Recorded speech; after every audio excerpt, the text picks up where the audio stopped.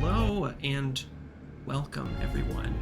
Welcome to session number one and here of a Mummy the Curse 2nd edition chronicle entitled Oceans of Eternity. I will be your game master, your storyteller for today. My name is Trevor. I'm also joined by some of my lovely friends here. I'll let them kind of introduce themselves briefly. Hi, I'm Grog. I'm Xavier. I'm just a guy. I'm Prez. I'm also a guy. we're all a bunch of fellows. We're here. filthy nerds playing games like this. If anybody needs any more explanation than that, I don't know what to tell you. We're a bunch of nerds here ready to play some tabletop. And in this case, Mummy the Curse. So, to kind of set the scene a bit,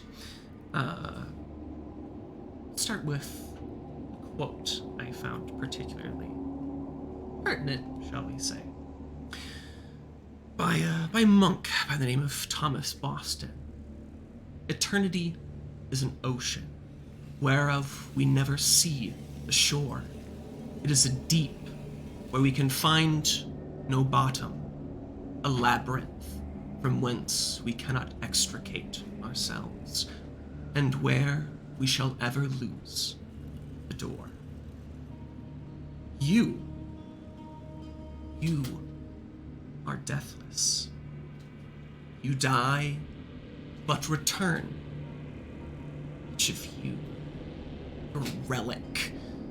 You're a monument to a buried empire. You dedicate life and death and life again to unending purpose. Your soul is eternal. You devote yourself to one of its aspects. It reminds you who you are, no matter how many millennia you persist or what. Forget. You are not your own master. Your judge demands your faith and service.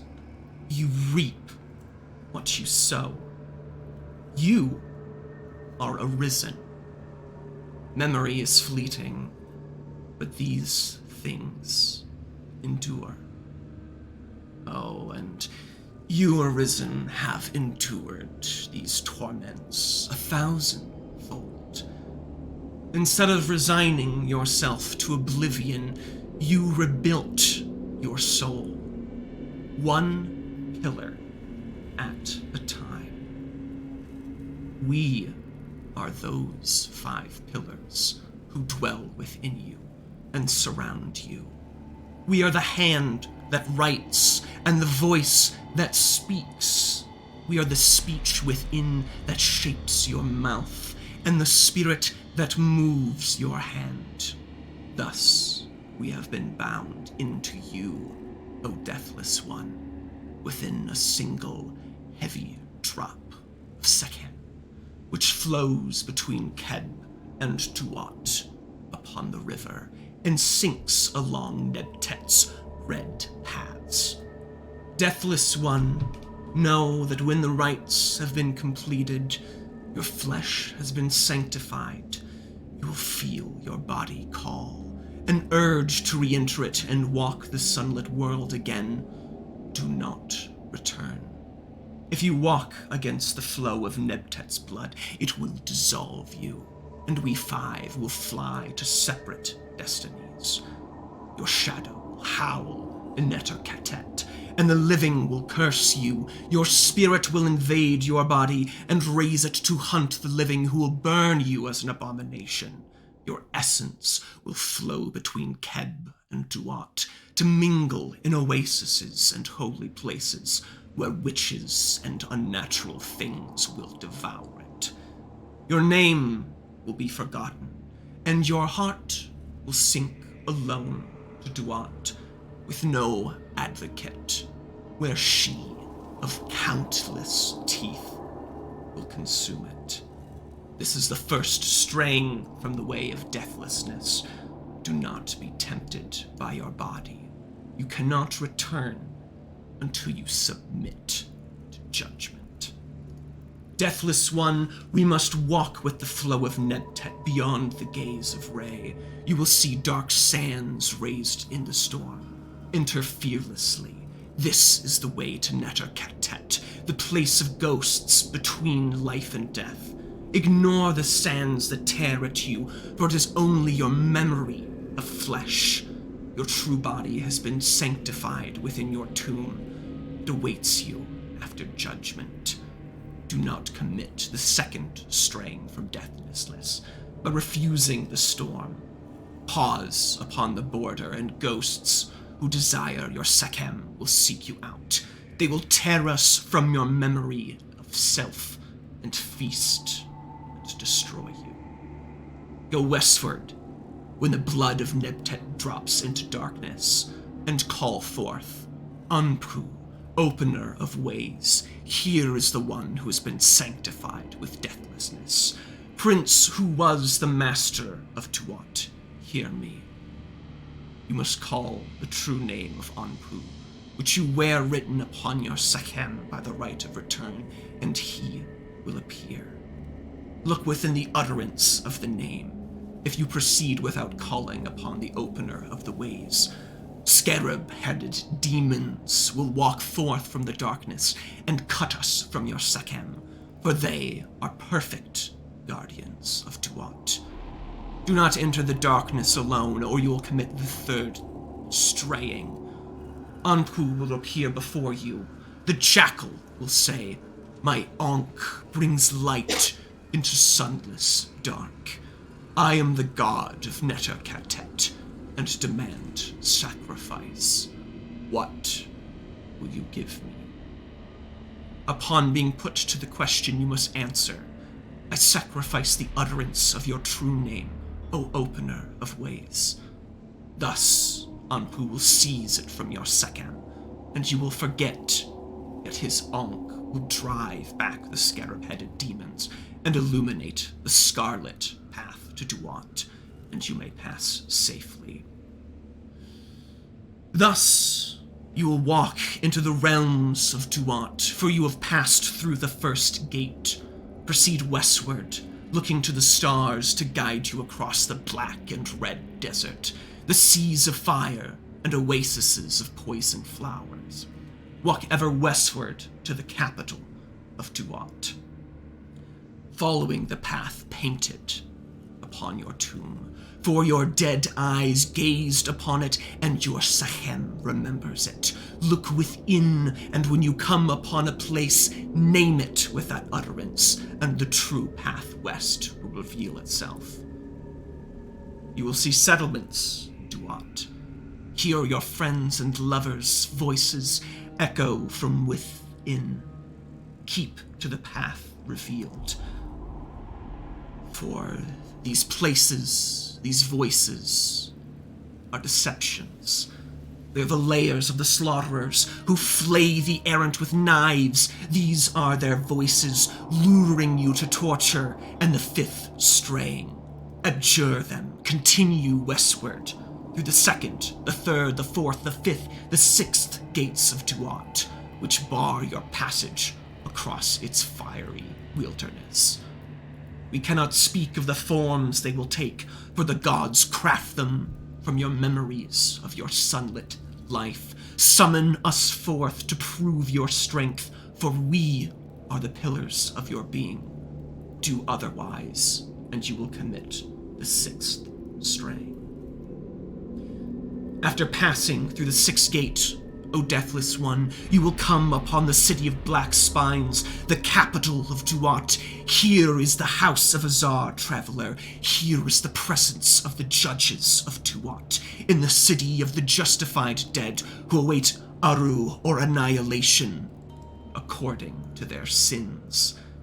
Yet you have not come to earn a dwelling here, for you have been sanctified by the right of return. You will see demons, but do not be afraid. You have brought us forth against the 6 gates, and they will know the pillars of your being are strong.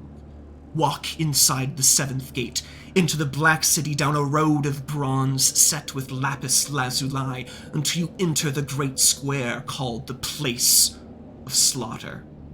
The justified dead stand within, but they will not see you. You will recognize the righteous ones you knew in life, but they will not call your name. Look before you to the bench upon the temple balcony. See the throne of Azar. The god sits upon it, but do not address him. To commit this presumption may lead to your destruction. The unready ears cannot hear Azar's reply. He gestures to where Shezmu stands.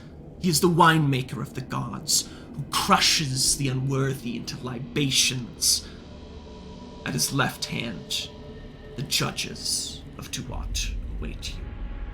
Look upon them with your left, with your right, but do not gaze upon them with both eyes, for they are the masters of all worlds, and they possess shapes that living eyes cannot see, move in directions that living hands cannot point.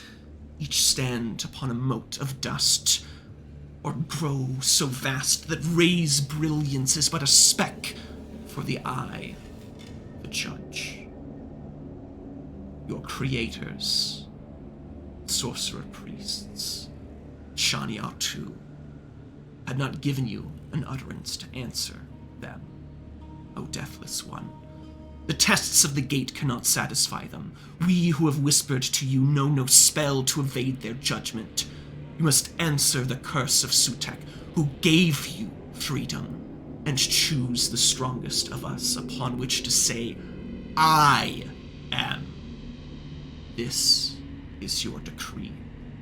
You must endure their torments until you make your decree and abjure the order of judges who would challenge it.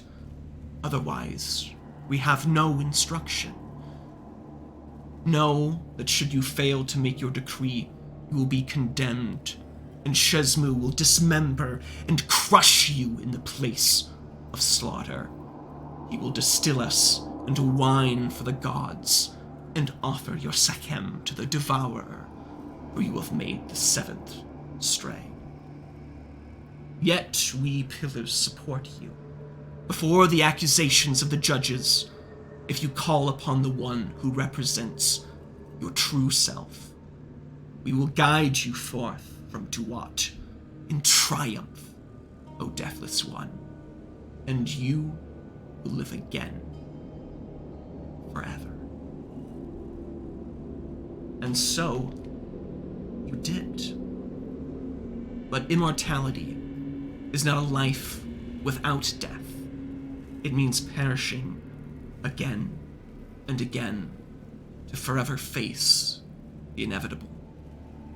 After another lifetime, Duat has claimed each of you once more. You cannot fathom how many times you've come to this place, or how many more trips you must make until you are worthy of your eternal reward. Here, once again in the lands of the dead, you walk through freezing deserts, through lakes of fire, until you reach again the city of black spines. Again you stand before your judge, and are judged in turn on actions taken in another life, in another place. The judge delivers your verdict. You are found wanting. And once again, Starry Aru is kept beyond your reach. Lesser souls would be sent to the jaws of the devourer, that they might sate her desire for the end of all things. But you, O Deathless One, are different. Empowered as you are by the right of return, here you will rest, until you are needed once more. Anpu, the opener of the way, offers you a cool drink to quench your thirst. You press the cup to your lips and drink deep. Weariness overtakes you, and you settle down to a sarcophagus. Now, in the dreadful depths of the Duat, you lie waiting in dreamless sleep. And yet, your soul is cast upon a cold, wine-dark sea with a lightless void of Nuit above you. For an eternity, you've been cast adrift in these endless waters. Waves crash and break around you, and you find yourself caught in their turbulent currents. They pull you under with irresistible force, nearly drown you, tossing you about in the chaotic darkness. But now, dread constellations twinkle faintly, almost imperceptible beacons, calling you across the infinite void of space and time. The black stars have aligned as Sopdet ascends to its highest peak. The gears of fate have begun to turn, and the sea ceases to churn. You surface, you gasp for breath. And with that, you awaken with an immediate, incredible intensity, jolting back into consciousness as like a surge of a crushing tsunami. It's a blinding white light. Your ears ring. Energy floods every fiber of your being, every cell in your body, compelling movement in your dead flesh. There is no thought, only the rush of Sahem imbuing your ancient, withered corpse with a great and terrible power. You live once again. Your mind begins to clear, and it searches for answers. Who are you?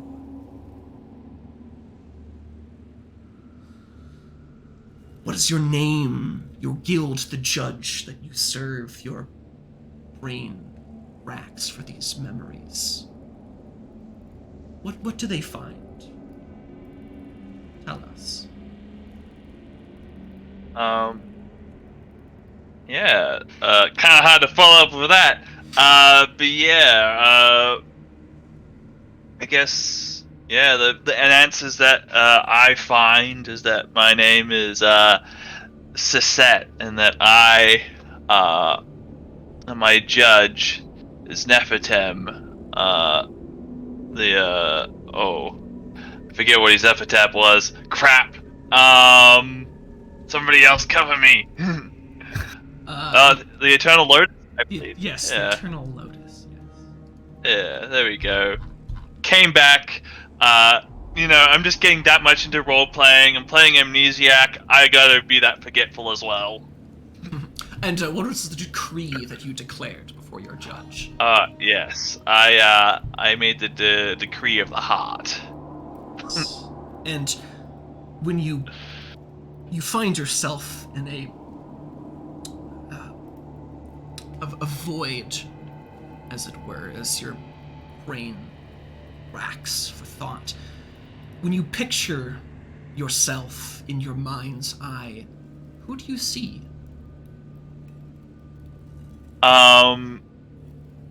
Yeah, so my image of myself is of a young, wise woman radiating an aura of grandeur and authority. Yeah. Excellent. Zavlus, Prez, the same question to you guys. As your thought returns to you. Who are you? What are the answers you find? I wake up. I know I follow Neba, the flame. That reminds me of my name. It's Nesret. From the guild of the Tef Abi. For them, my decree is Nesrim, and I guess I look to my hands and I look to myself, and I clearly a man. I'm I don't know well, I wouldn't say middle age, still pretty young, looking pretty good. Just an Egyptian. Uh, Clearly an adult, not like a young adult. Like late 20s, early 30s. All right. And, Prez, same to you. As I rack my mind, I finally recall my name, Tamos, as well as a title, the Ill Wind. My decree is Deshret. The guild I belong to is Makep, and the judge I serve is Neheb Ka, the one he unifies. As I remember who I am, I remember exactly what I look like. A man clean-shaven, both on his face and on his head, much like an Egyptian would be. Yet the clothes he wears seems to be more reminiscent, perhaps, of the Mesopotamian area. Most would not know what he looks like, though, for he is completely covered in loose clothing, including a wrap around his face. He must conceal his identity for his own purposes, though.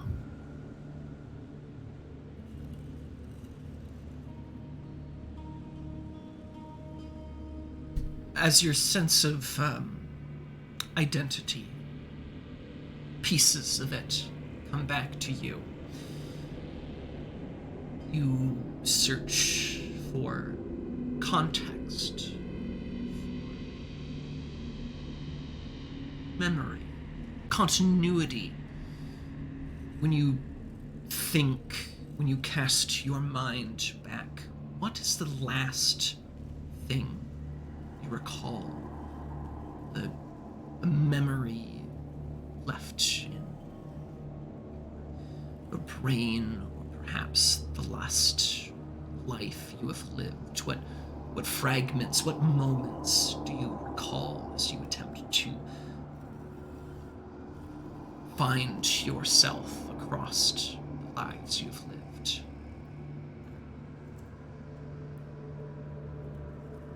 I think the memory that really stands out for Suzette here is a library in flames, burning down around her and the ground. Yeah. A dire image. Savlus, Prez, what memories do you find when you search for them? What little remains? I remember feeling rage and anger in the heat of the flames around me, and the wake of destruction of this church. I've taken upon myself to destroy for its blasphemy against the old faith, and their straying from the path of righteousness and the truth. Two very fiery themed memories. What of Prez? What is your Tamos have? The last thing I can recall, I remember stalking someone along a cobbled road. Perhaps at night, perhaps just in dark alleyways. I do remember focusing on this one person, trying to remain unseen. Suddenly, as I near closer, they turn around, and to my shock, all I can remember is they seem familiar. And somehow this felt... All I can remember is the blade I grasp in my hand. Speaking of memory, one other question troubles you. A lack of memory. What purpose do you serve? But wait. That is not a question that should trouble you. You have always awakened with purpose, granted by your judge, your cult, or perhaps fate itself. There has always been something to bid you to act. You have always known what must be done. There's always been a thought, perhaps a voice, reminding you of why you have returned. Or has there? As you grapple with that thought, your senses adjust. The blinding white fades to black, and the ringing settles to the gentle sound of dripping water. The air is cool and damp. It smells musty. The tang of brine. You feel cold, hard caress of stone at your back. Explore with your hands. More stone surrounding you in the dark. Sarcophagus, perhaps. What do you do? What thoughts trouble you? Well, I want to get out of this claustrophobic box, so, yeah, I'm gonna push this. I imagine it's a lid that's keeping, me entombed here off.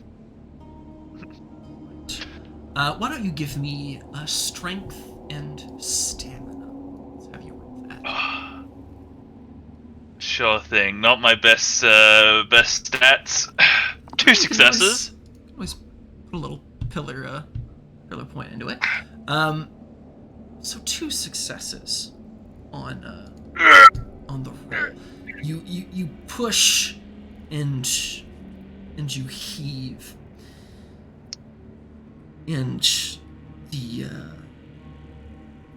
lid begins to move ever so slightly, but it feels almost as if it's stuck, or perhaps jammed, or perhaps you're simply not putting your full force into it.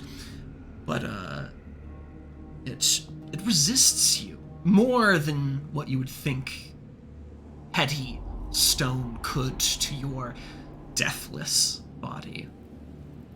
I'm gonna search my sarcophagus, like, with my hands and see if there's, like, a latch on this side or something. You explore the sarcophagus in the dark, feeling around with your hands, searching for a latch or a mechanism of some kind. And as you explore, why don't you give me a memory roll? Oh, just memory. 1 success! I did it! 1 success. Even in the dark here, as your hands grasp blindly, something is wrong. If there's one thing that you should be familiar with, it is the comfort of the tomb, of the sarcophagus that envelops you, protects you. But as your hands explore this cold, wet coffin, you realize that this is not your sarcophagus. This is not one that you are familiar with. It lacks the qualities that you've so carefully instructed your cult to construct. There's nothing familiar about this, and that thought settles you.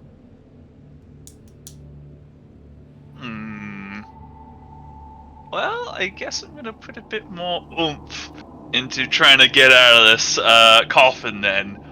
I'm gonna spend a pillar point to reinforce my strength. And I guess another one to bless myself here.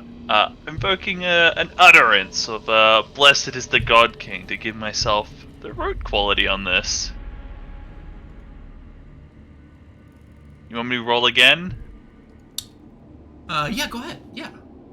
Yeah. Alright, so this is 8 dice, and I have root.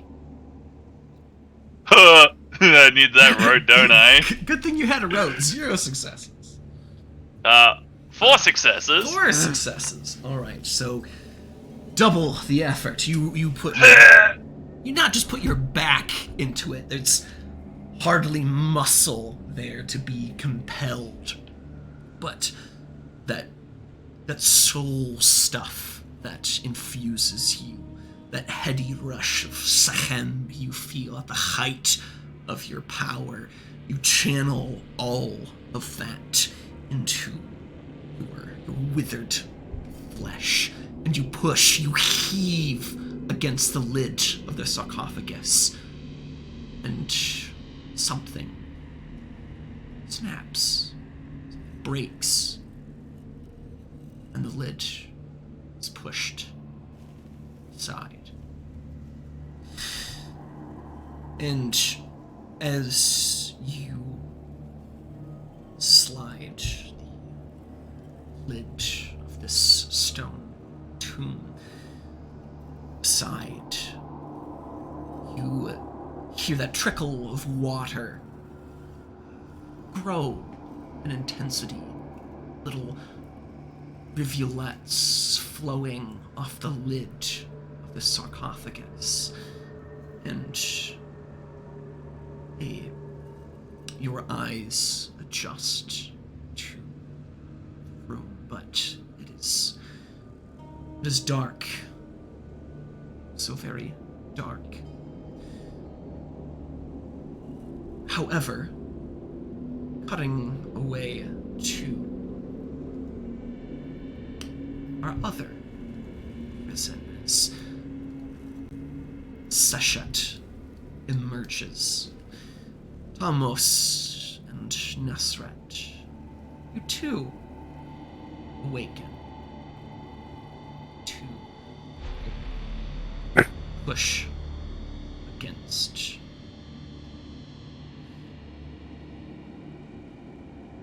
lid.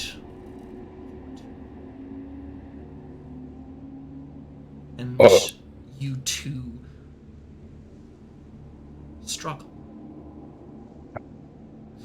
Why don't each of you give me another strength and stamina as you attempt to free yourself from your sarcophagus. So, I may not be a very strong man. But I'm a thinking man. I do have a merit, Demolisher 3. You do, yeah. This allows me to feel for the weak points within an object. And I get to ignore 1 point of durability for this dot in this merit, and I have 3 of those. All right. I'm curious. So since I'm kind of a man of thinking, and look, I'm searching for a weak spot before I go. Could I make an argument for potentially using dexterity instead of stamina? being I'm a little more agile. Yeah, I guess I could see that. Like, if you were trying to, like, find... Leverage something, Yeah, like a some weak sort point. of leverage. Yeah, and given that you are kind of in a rather claustrophobic sort of situation, finding adequate leverage would be helpful, I suppose.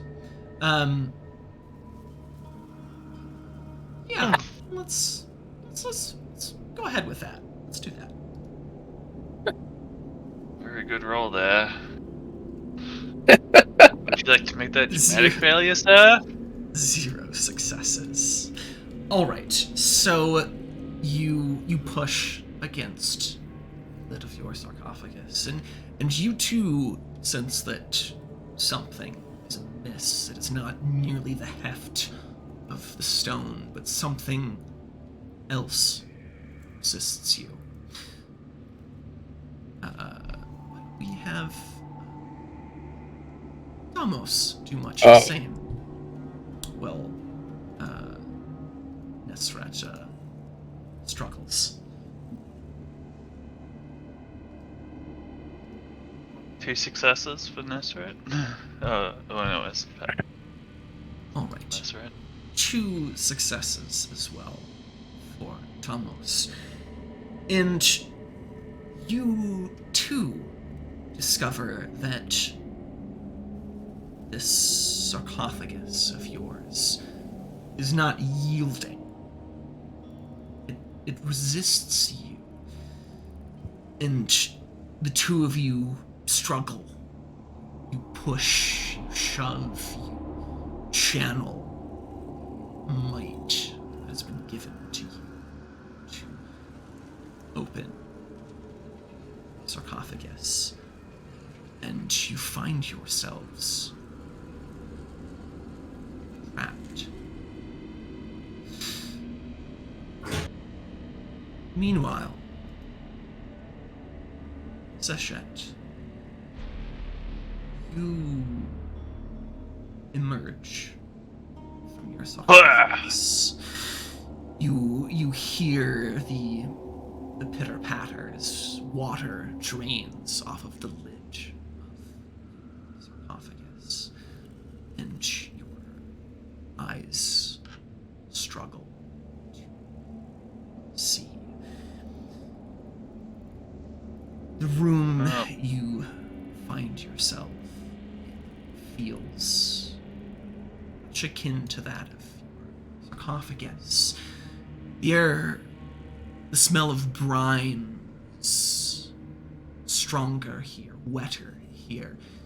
You hear more clearly sounds of water flowing somewhere about you. But more prominently are the sounds of struggle, of something pushing, hitting stone. Muffled sounds of struggle to your left, to your right. Why don't you give me, let's do a perception check.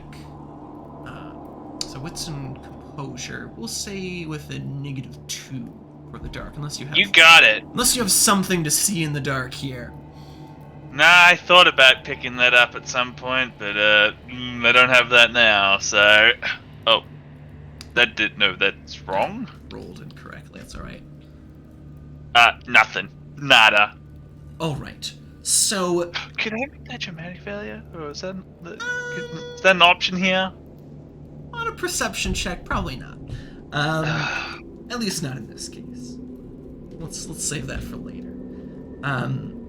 But nonetheless, you can make out ever so slightly as you're fumbling about in the dark,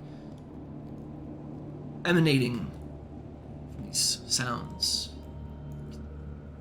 Almost make out the thin sort of silhouette of 2 more sarcophagi. What do you do? I guess, yeah, like, I look at the sarcophagi. Is there, like, any I guess, well, like, it's too dark to really see. I guess, I'll feel, like, along it and see if there's, like, any, like, sort of, like, markings on these sarcophagi, or are these just, like, blank slabs of stone? Yes. Once again, you explore with your hands, carefully, step by step, until you reach one of the sarcophagi. You run your hands along the lid, and at first it is bare, but it is dry. It's not wet as yours was, and as you run your hands along the length, along the seam, you stop. There's a change in texture. Most might not notice, but your senses, as they were filtered through the lens of your burning Sechem, you notice there's an elevation, a bump. You find more, a pattern, your hands searching along the lid of the sarcophagi. Something is on top of it. Not a carving, but a layer of something. Paint? Perhaps. It's thick and dried.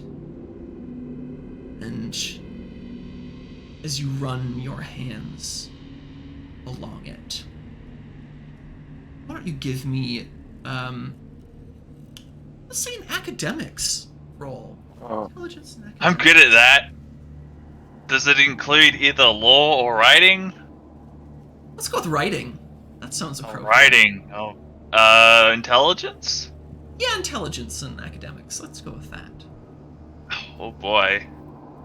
5 successes! Exceptional! Exceptional success.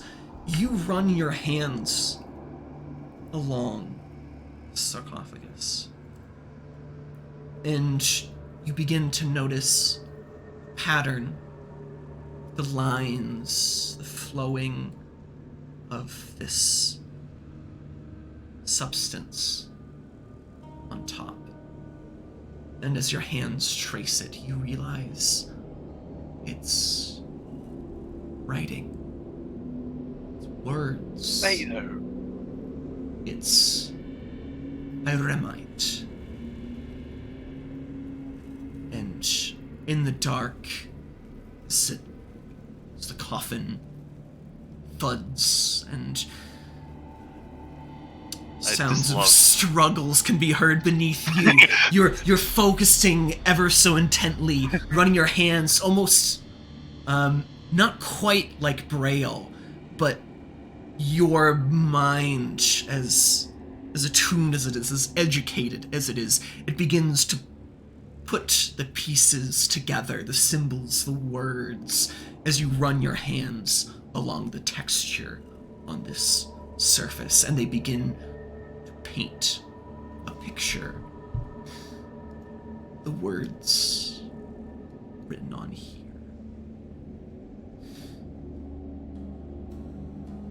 On this sarcophagus, you most prominently notice the word, I should say, Nesret, centered on the sarcophagus. But spiraling out from the center are other words, phrases. And your mind clicks. A spell. Words of binding of entrapment, of imprisonment.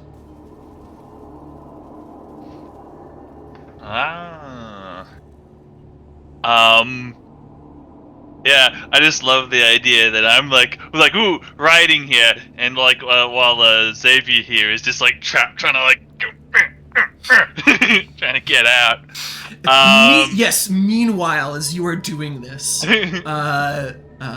for Nesret and Tamos, it's this strange sort of struggle in your sarcophagus, as everything tells you this should be able to move. You've done this before. What is this slab of stone to tell you to stay in place? Yet it refuses to budge. And you begin perhaps to wonder if you've been trapped in this, if something has happened on the outside, a tomb collapse, you've been perhaps buried beneath the earth. Your mind races through all of these situations, these scenarios, and you begin to grapple with the thought that you might be immortal, eternal, and trapped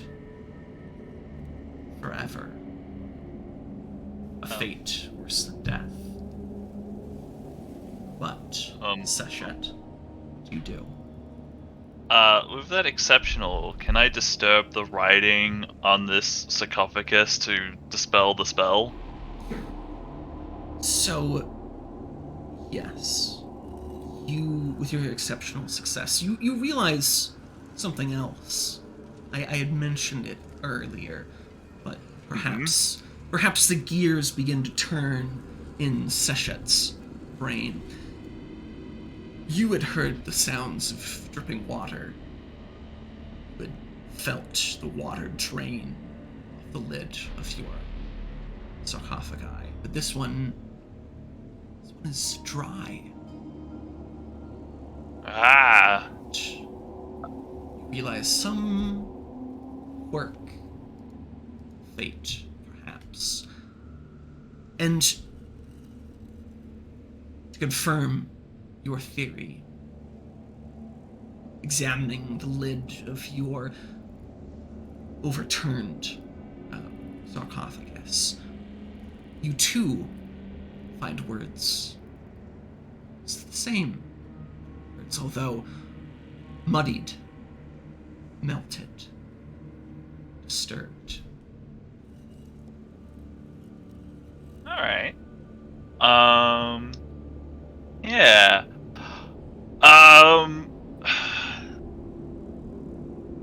I guess I go back to Nesret's sarcophagus, and I just like quite simply knock, and I guess an Iron Man, I say, "Hello?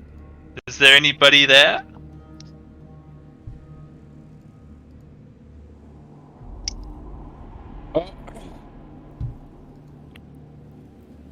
I will yell out very angrily, "Who are you, and why do you disturb me?" I couldn't help but notice that you were struggling to get out. Oh, I rolled 20 closed. Do you need a hand? I'd like to try again. In a fit of rage. Yes, by all means. I am angry. I woke up angry. Ah. I refuse help. More or less the same roll. Right? Yes. Another 0. And 7 hits. Zero successes. And perhaps your anger gets the best of you. You stop trying to find the kinks in the armor, the weak points, and that intellect turns to blind rage, as you're thrusting against the lid of the sarcophagus. What is this this mere thing to hold you. You'll show this slab who is superior. Well, I'm not sure where I learned it from, but I'll start shouting obscenities in Latin. well, that's hardly called for. I'll let you sort this out, while I'll go deal with the other sarcophagus. And I'll walk over to I'll like feel my way around to the other sarcophagus. Right. And much akin to the other, you find the same situation. You trace your hands along the lid. You find the words placed on the surface of the stone. And at the center of this stone, the word with a name, Tamos.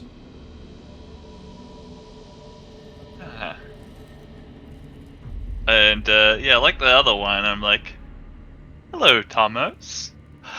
Are you awake in there?"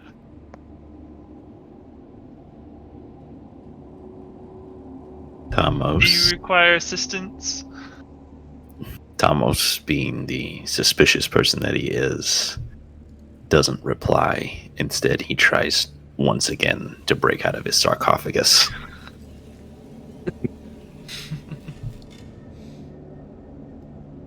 Okay. Make that roll. Strength, stamina. Okay. Ooh! Four Ah. successes?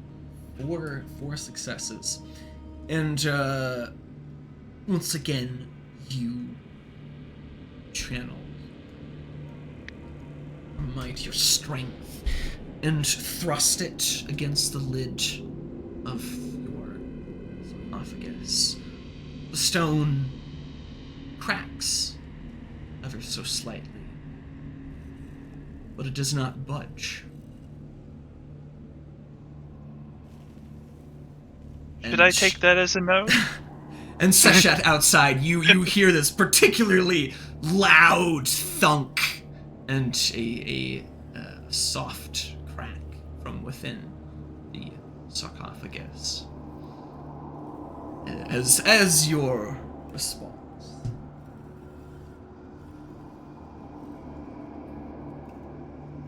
What do you do? I can help. All you need to do is ask. Who's out there? I am Sisette. It is my pleasure to make your acquaintance, Tamos. Do you know why you're in a box? I'm unsure. All I do know is I wish to escape. And your assistance would be appreciated. You're so much more kinder than the other box. And, yeah, wait here. And I'm gonna, like, feel, like, around. Like, I know there's, like, sarcophagus, like, there's 3 sarcophaguses in this room. There's a puddle of, like, water. Am I feeling any sort of, like, pottery, like, around in this, like, room that I could, like, use to carry water in here? Or am I stuck with my hands? Considering that you failed your perception, Yeah. you're not entirely sure. I mean, you could start wandering, you could start feeling about in the room with your hands, trying to find something. Or, as you suggested, Yeah, I'm just gonna use my hands then. particularly primitive and just dip your hands in the Whoop! water. Just pull up. And splash it onto his sarcophagus and work it into the paint. And you do. You wet your hands and you begin to deface the glyphs that adorn. And soon,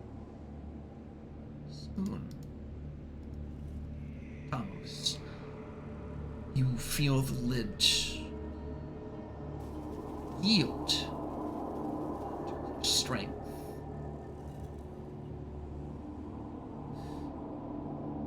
And as the words are defaced, or the cage that holds you is weaker, and with another heft of your deathless might, last link snaps, as it were. The lid gives, it yields to you, and it cracks open, and you begin to slide it aside. And you too are greeted with the dark. The air is much the same. The scent of brine, tang of salt in the air is stronger here, wetter out here. But it is dark. Your eyes struggle to see in what you assume to be some sort of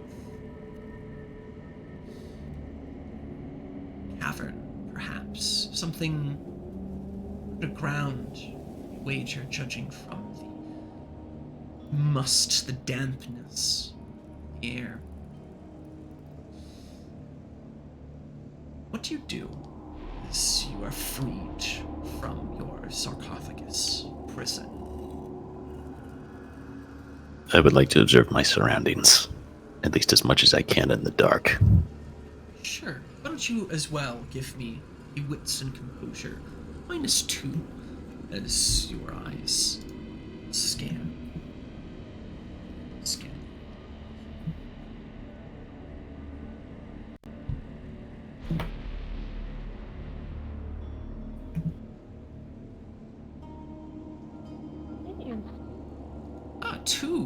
Two successes. You fare a bit better than Sachet. You are no stranger to operating shadows, working in the dark. And you make out a bit more in Canyon. You see the silhouettes of the three sarcophagi. It's another. More than that, the cavern around you, and now you can assume with some degree of certainty that this is a cavern. Not perhaps entirely natural, but there is water. Water dripping from the ceiling. And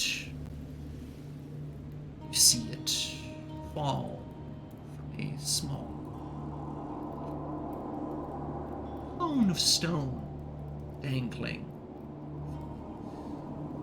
from the roof of this cavern. And every so often there's a little drip falls and lands in the middle of the opened sarcophagus.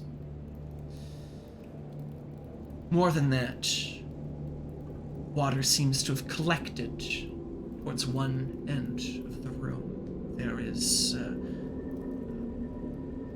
puddle on a body of water of some kind at the lower end of this chamber, where it's been collecting, as it were. And on the opposite walls, you find more stone, But two things stand out. On one wall, there is something on the wall. It's hard to make out in the dark, as it were, but a section of the wall has been leveled quite flat, but can't quite make out detail from this distance. But there is something that you do make out: the silhouette, a door, a passage of some kind. What do you do? Or what do either of you do? Yeah, I'm gonna... And the third sarcophagus as well continues to thump, thump in the dark. Excuse me, I'll have to see if his mood is improved. And Thomas, I did forget to mention that you as well see kind of the outlines of some sort of script on the lid of your tomb, though they've been defaced, presumably Sachet's work.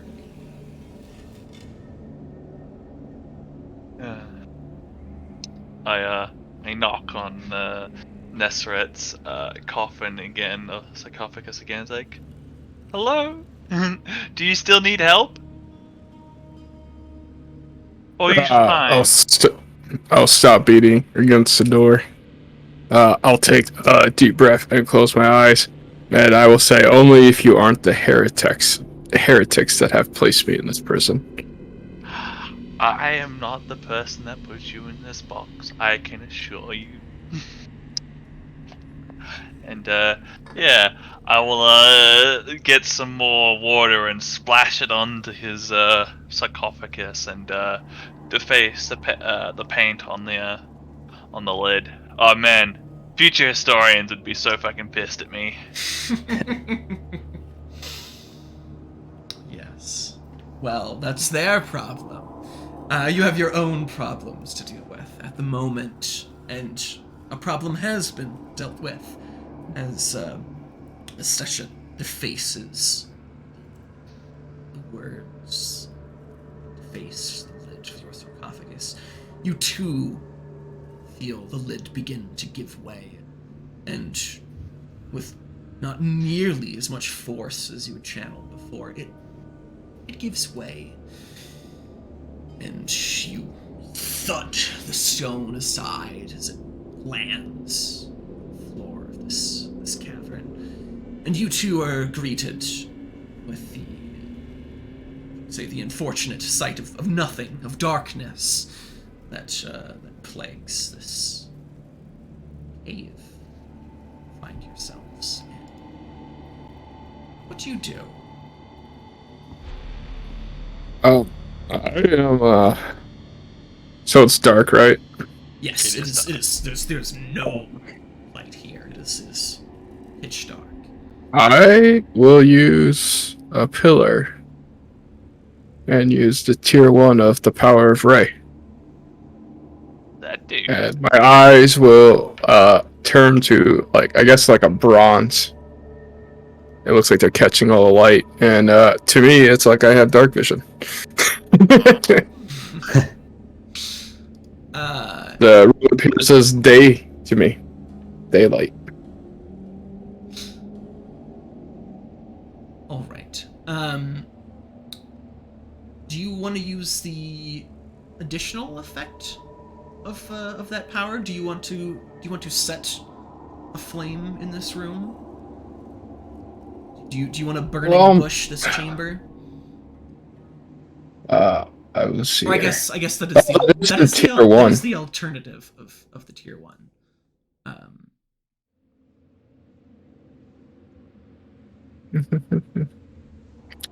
She may attempt to direct the power.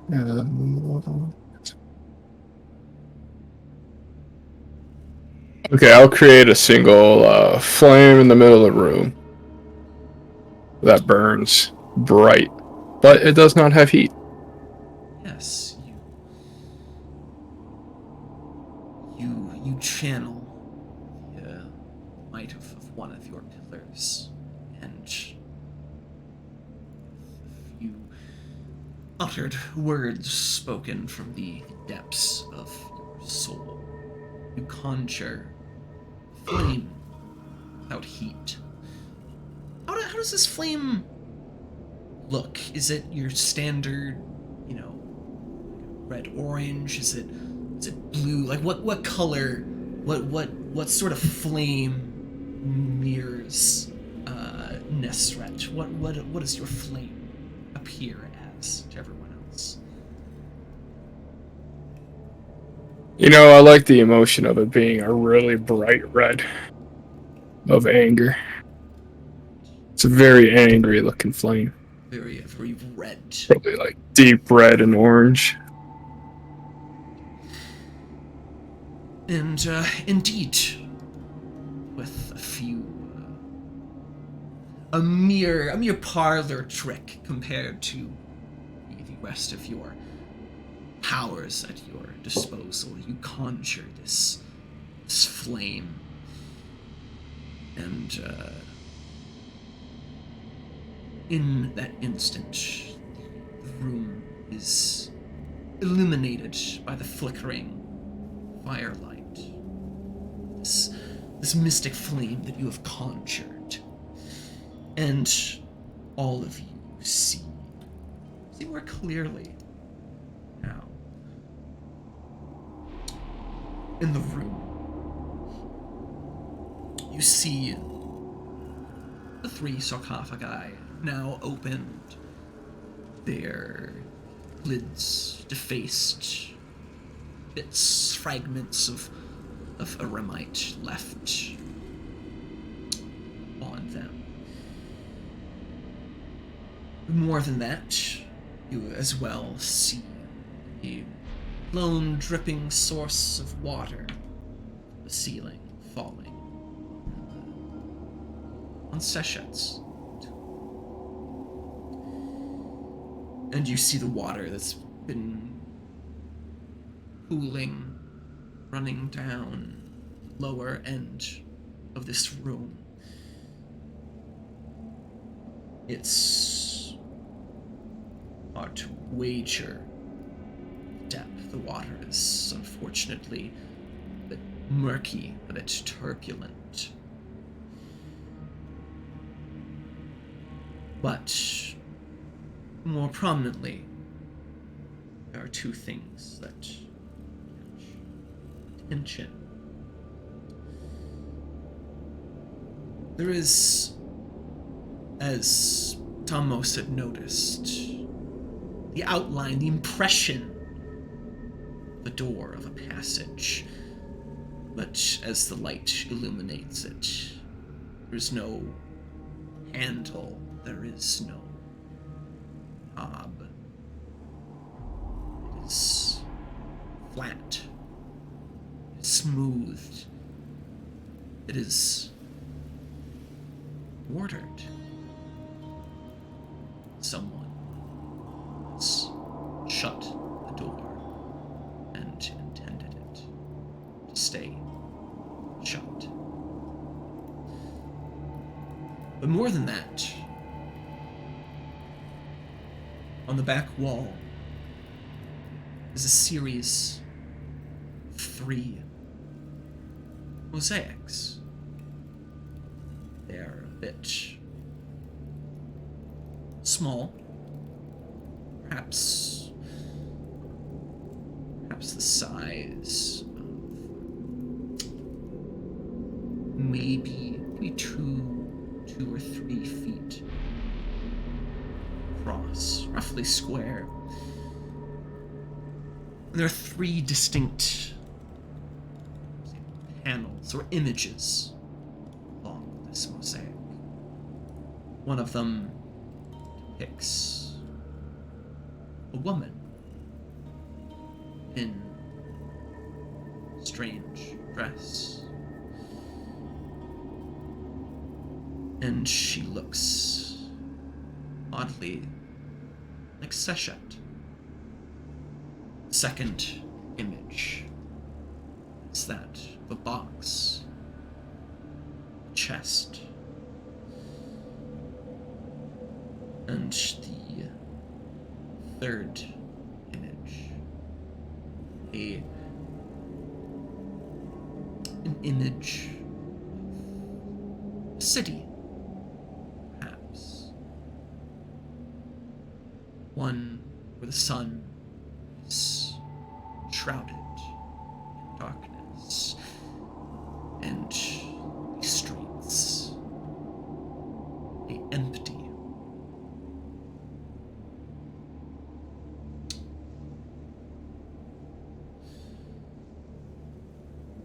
With that, So, oh, sorry. what do you do, or do you have questions? What? Yeah, so I just wanted to get it in my head. So, there's a picture that looks suspiciously like me, and there's a box, and then empty streets. Yes, a city with empty streets where the sun has been, shall we say, it's been blotted out. The skies are dark. The sun has been obscured by something hidden. Okay. Sorry, go on.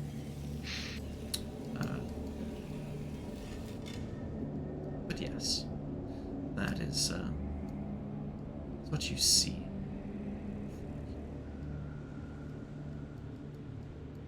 I'll chime up and ask what makes you so important.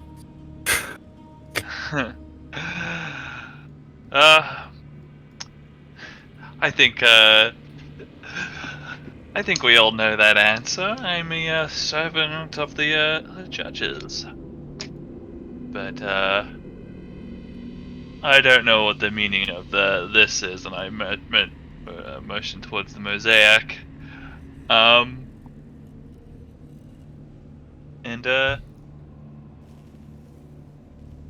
Yeah. Not having. I think I'm the only one that hasn't spotted the secret door or wall, and I look at a lot of you two and say, I don't suppose any of you have a way out of here. It's narrow, and then I point at the door. Yes, there seems to be a passage. Perhaps we should follow it. Yeah.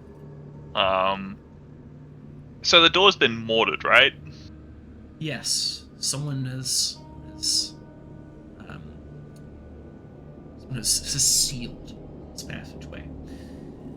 And as the lot of you examine it, Nasrat, you as a member of the Tef Abi, you are familiar with certain principles.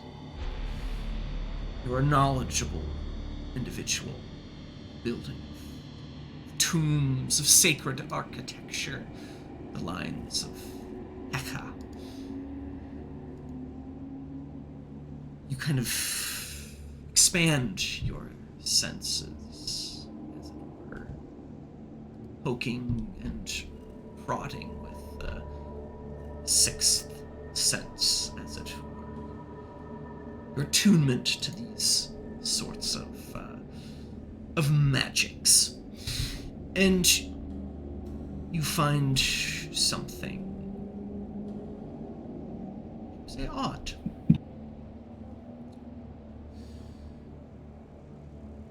The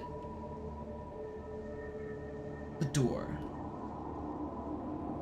It's the sealed passageway.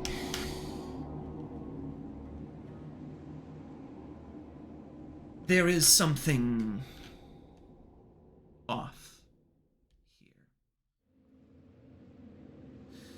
There is no... You do not feel a negative space beyond the doorway. You could hardly call it a doorway. There is no room for passage beyond. That is not design. That is not how this is. You feel room. You can tell that it is more than just a door that has been mortared. Whatever passageway once lied beyond this door has perhaps collapsed, filled in, but there is no point of egress beyond this door. At least, not an easy one. Someone clearly has intended for this passageway to never be used again. But as you follow these senses of yours, searching for other passageways, spaces, hidden alcoves, you trace the lines of Heka, and you do find something.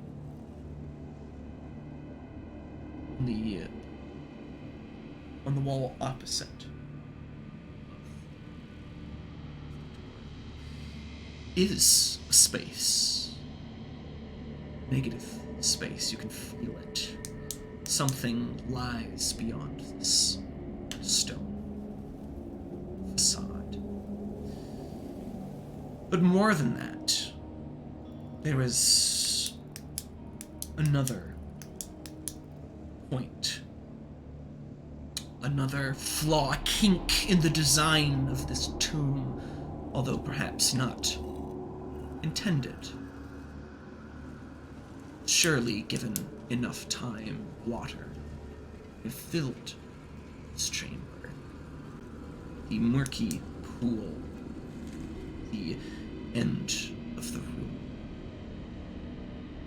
must be draining somewhere.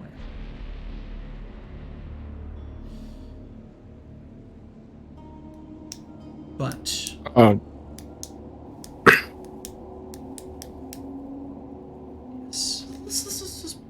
let's leave it at that. You sense that there's some means of egress beneath the flooded waters, and a hidden alcove, as it were, in the wall opposite the sealed passage.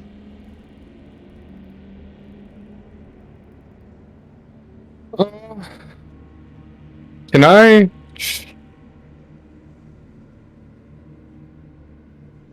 I may not be the strongest, but could I help someone find the weak spot in the wall behind? Can I examine that wall? Yeah, we can do that as a teamwork action, I guess. Why don't how do you guys want to do this? Do you all want to kind of push on this thing together, or actually, I take that back. You demolisher. That's based off of your intelligence, right? Because you're not physically strong. You just know the weak points. Yeah, it reads as like I just know how to find a weak point in an object. Strength or intelligence. Yep. Yeah. So. Why don't you give me? Let's do intelligence and I'll go with investigation. That seems like a decent one for this, and I'll let you add your demolisher dots to it as a dice bonus, and then we can, whatever successes you get, we can add that as as bonus successes on whoever wants to do the breaking, as it were. Okay. I have to get successes eventually, right? Dang. 3. Looks like you got 3. So, which among you wants to take I think we're all equally strong, right? I mean, you're all Like, well, like, brimming okay. with Sekhem at the moment. Yeah. And if you can be strong if you want to, it merely requires Thomas will do it. Thomas will do it. All right.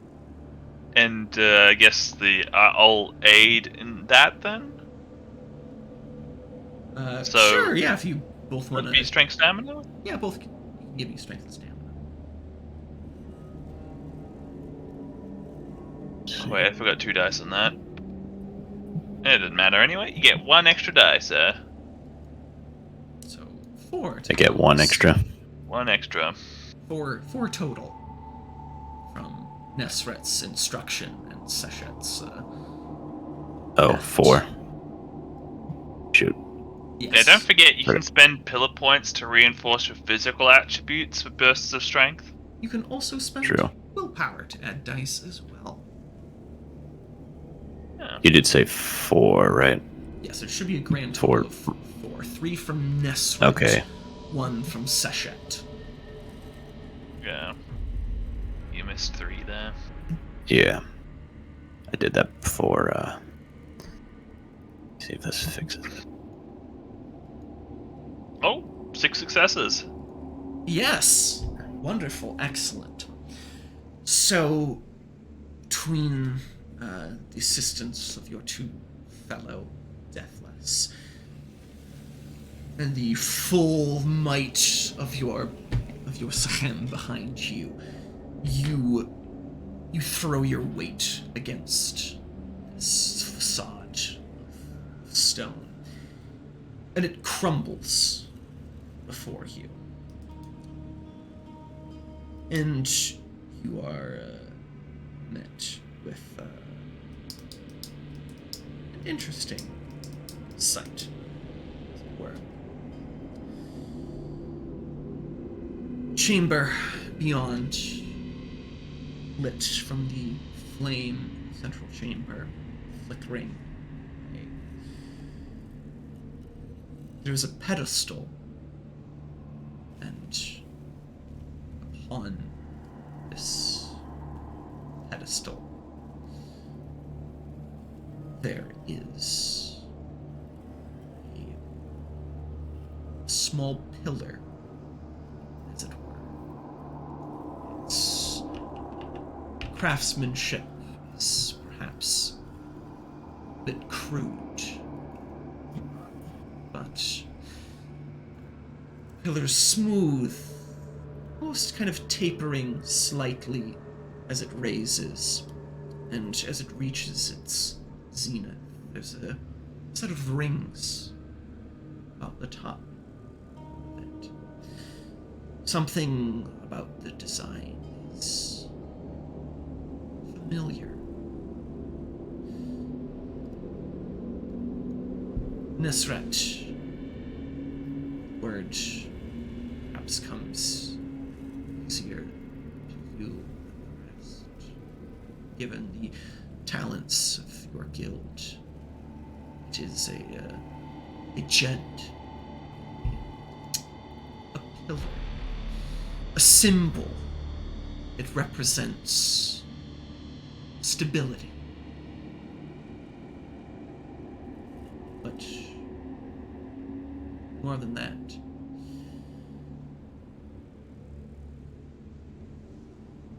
something gives you pause.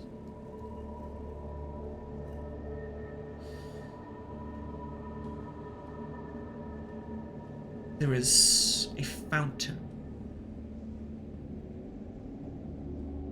on the wall opposite to you. A stone head carved to resemble that of a crocodile. Jaw open, thin little rivulets of water kind of pour out gently from the gaps between its stone teeth. They run down to the floor and form a shallow pool that coats floor of this room. And this pedestal, the pillar that lays atop it, stands in the middle of this shallow body of water. And as you look at it,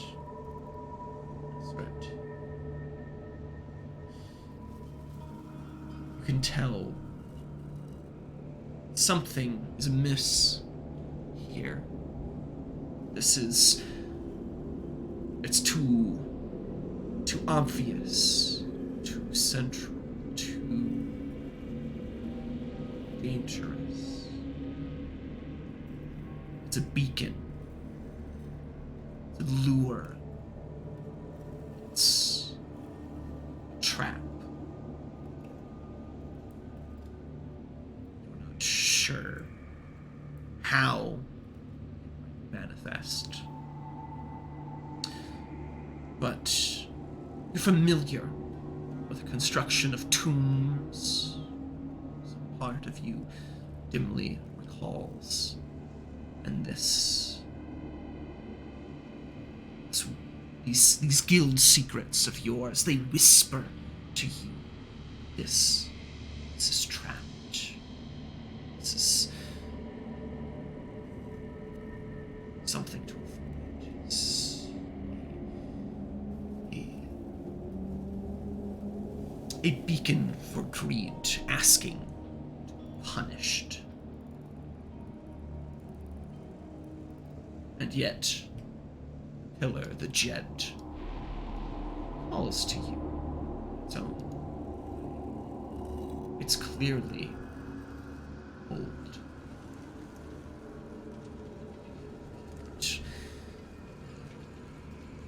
Being set upon a pedestal implies perhaps some sort of importance. Nonetheless, what do you do?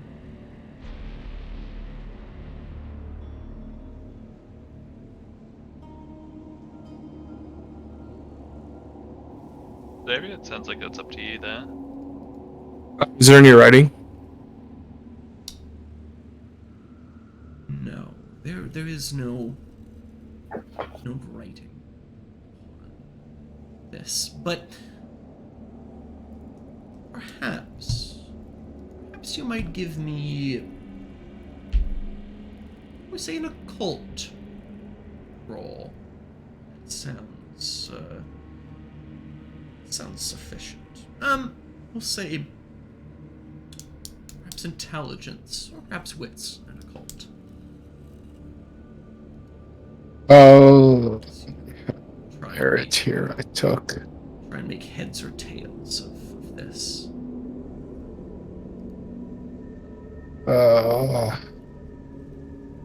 Give me a second here. I have a merit, but I forgot exactly what I did. Encyclopedic knowledge. I believe you also So what I'm have, specifically looking at. I believe you also had God sight as well. Oh, I changed that one. Oh, did you change it? Okay. Oh, yes. I did pick Auspicious Mastery, which I could use too. In the same vein, yes, you could use that.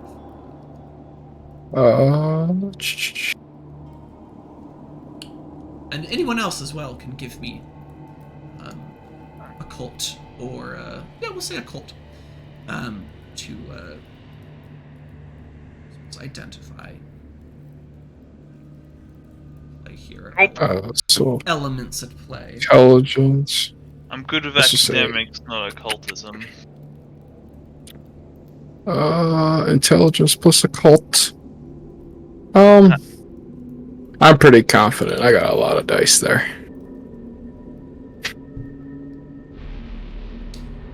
Maybe I'm too confident, but I did get 2 successes.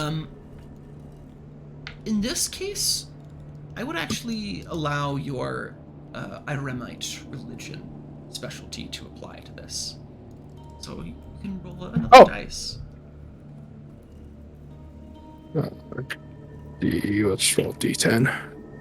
That didn't help.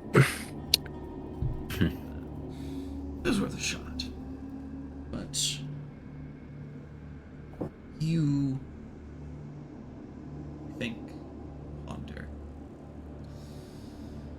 and you recall bits and pieces.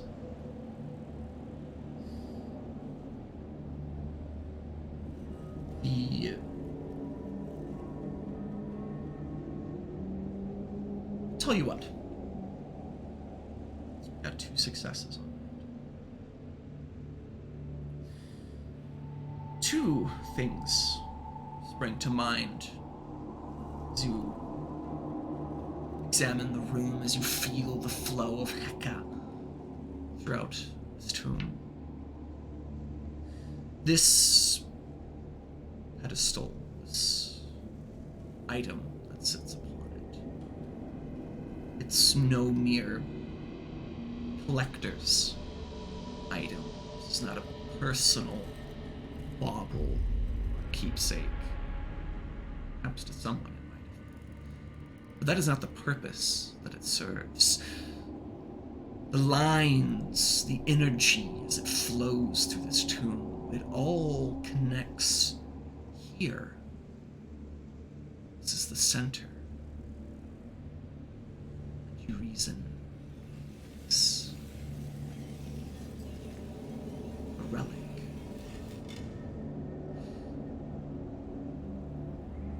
Something that cautions you, perhaps. Your eyes are drawn to a centering relic. The statue, the mouth of the fountain that quietly drains into this chamber. There's something familiar, something unsettling about the depiction for you. It brings to mind images, things best avoided. It bears an uncomfortable resemblance to she of countless teeth. The maws devoured. That gives you, perhaps, some pause.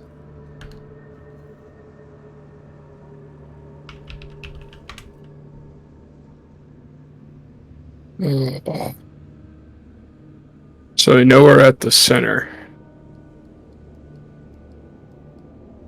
Entering relic.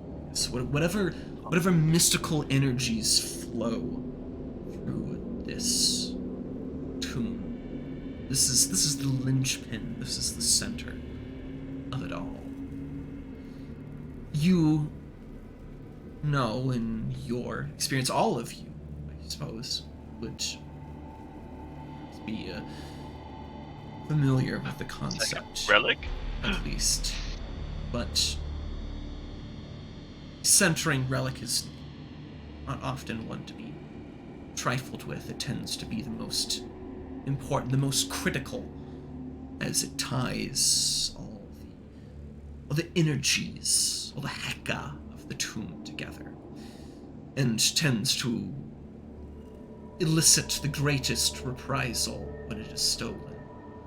And perhaps you can dimly recall a time when yours had been stolen.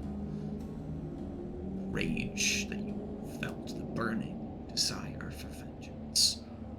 Or was it wrong? Or were you the one that had stolen? You the one that was at the receiving end of that terrible night. Perspective is a strange thing when your memories are as shattered and broken as yours. Second belongs to the judges, so really we're just returning it back to its rightful owners. Are you telling me I may not be the good guy?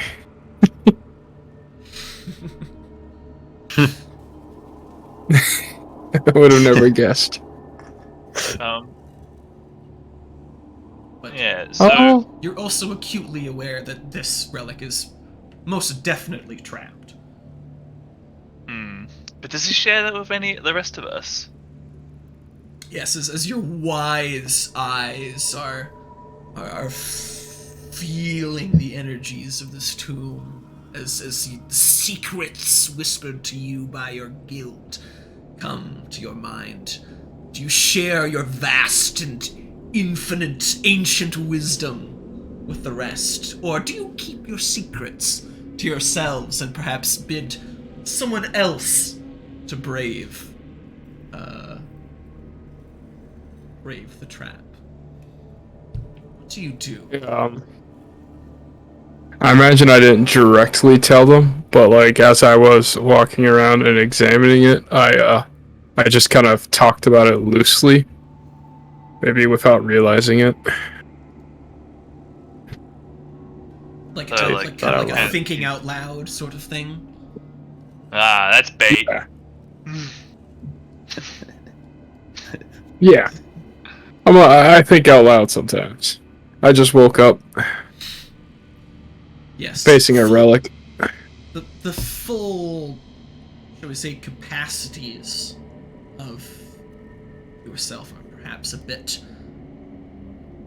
difficult to control as you are brimming at the peak of your power. Subtlety and discretion are petty concepts that kind of fail to latch on to your mind as you are filled with this sort of heady rush of power and a need to put it somewhere, to do something with it, though don't know where you're supposed to be putting that. Again, that thought kind of pops back into your mind. What is my purpose? Why have I been summoned? Don't know. Won't you guys... So there's a noise as it's on the tip of my tongue. Yes.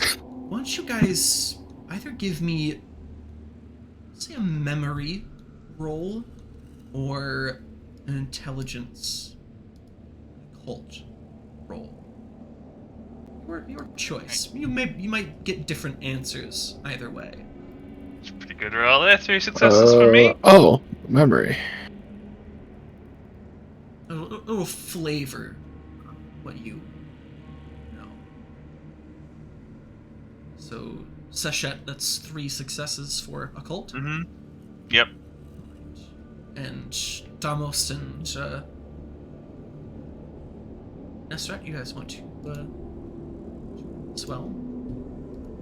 Is this just a straight occult? You can either do memory or... intelligence and occult, or memory. Though, which one you choose might give you different perspective.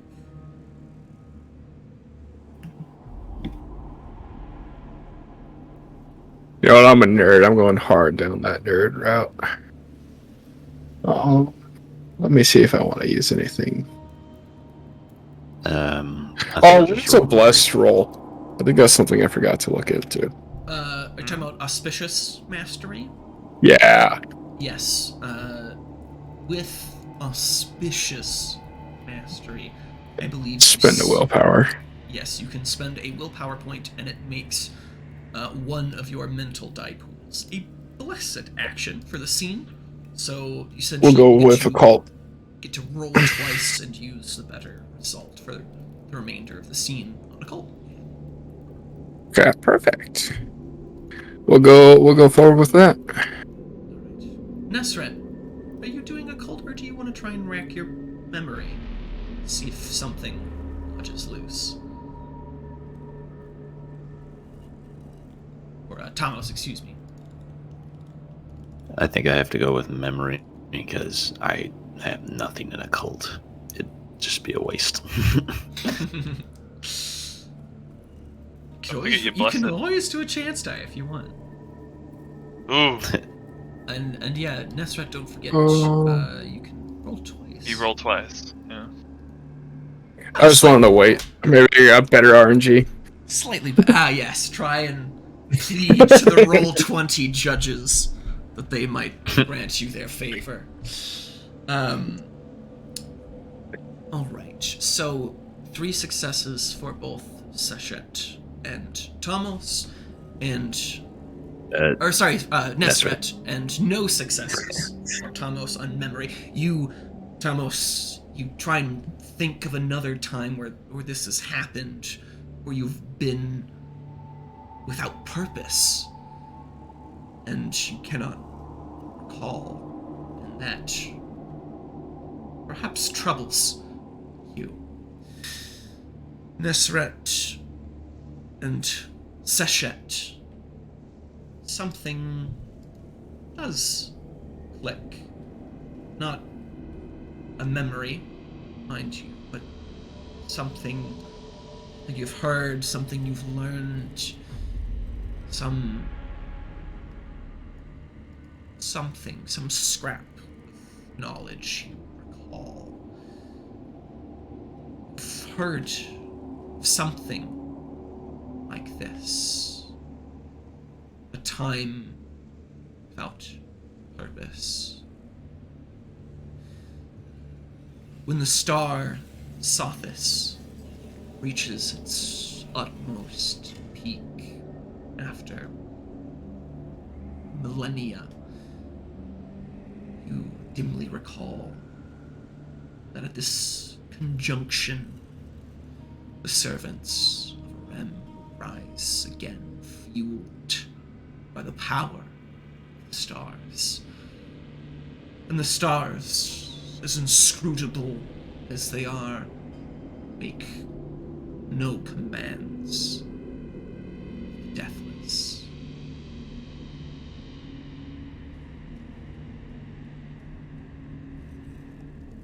I believe those 3 successes would be also exceptional for Nesret there, since he used auspicious mastering. Some get 3 exceptional 3 successes there for that pool. You are thinking of wisdom of. Oh, I am. I'm an idiot. Oh, I've been put in my place. They're very, very similar. Yeah. Similar niches, but slightly different. Areas. But yes. Nonetheless, that's kind of both what you recall. But that realization that this is something that you know of, but that you are without purpose, without guidance, without direction, is that a comforting thought for you, or is that concerning thought for you? That idea of no direction, no command to follow, this sudden and strange freedom that you think is at your disposal. What does that thought fill you with? What do you feel about that? I'm Sachet's probably like, oh, like I'm free to do whatever I want. Like it's a holiday pretty much. But like then I realize I'm still trapped in this hole with these 2 other mummies who I don't even remember. So maybe not much of a holiday. Yeah.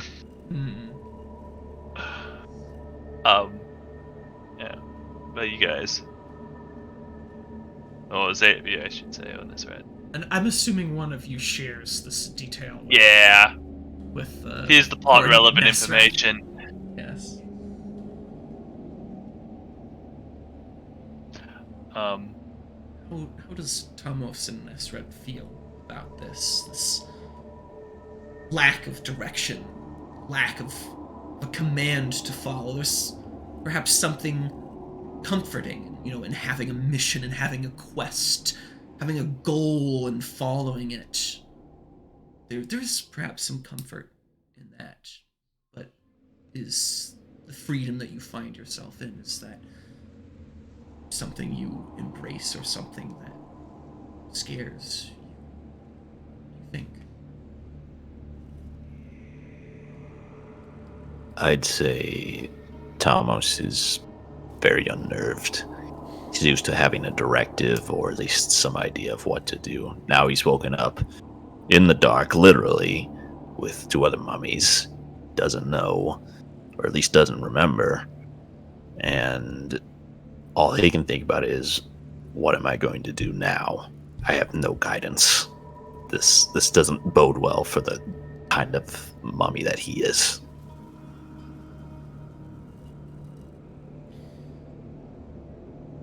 And Mesret, how do you feel about this newfound freedom? Exciting? Terrifying?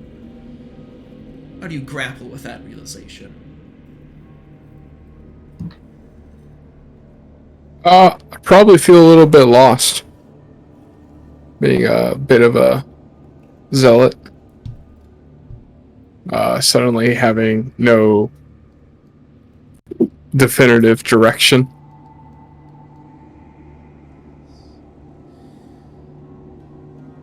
Stewing in those emotions, as it were. The present calls to you. This relic stands before you, as well as the room you come from. Another murky pool there as well. Some sort of press. So we know it's trapped, but do we know how it's like? Can we find out how this is like trapped? This ditch. Is it like looking into the room? Do we see like lines of like power inscribed in the floor or something that could Could I possibly investigate? enlighten it? Yeah, we'll investigate. Yeah, go ahead and The room. you guys can give me investigate. And for Nesrat, why don't you give me another occult roll? One success in the investigate.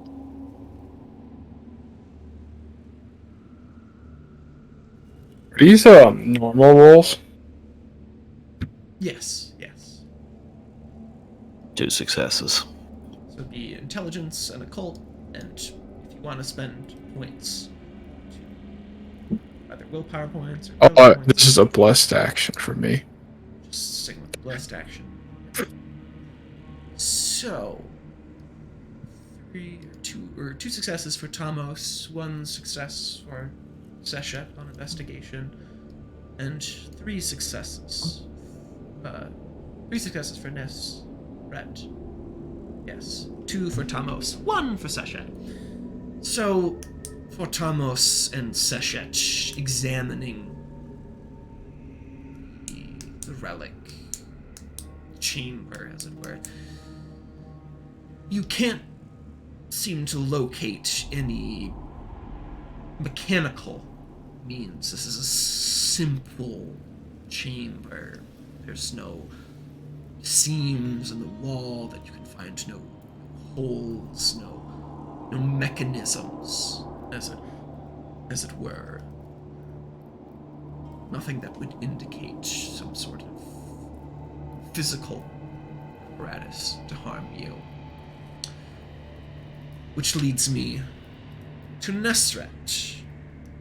As you study here.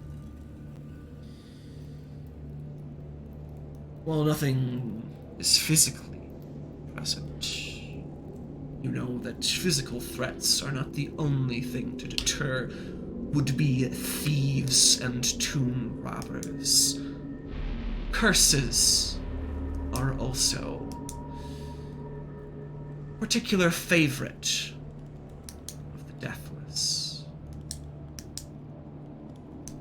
And any water flows out of the mouth of Amut, out of She Who Devours. You wager that it is also touched by perverted power.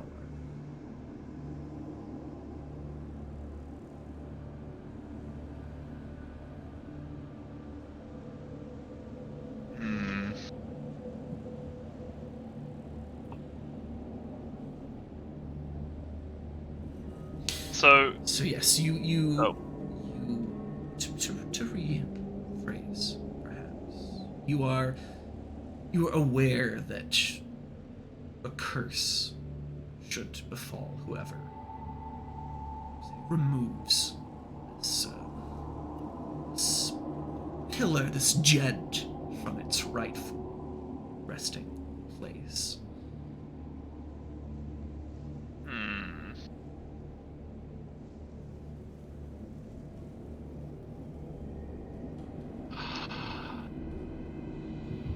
If you guys, I guess like we put our heads together and figure that out. If you guys wouldn't mind, I will take this relic if no one objects.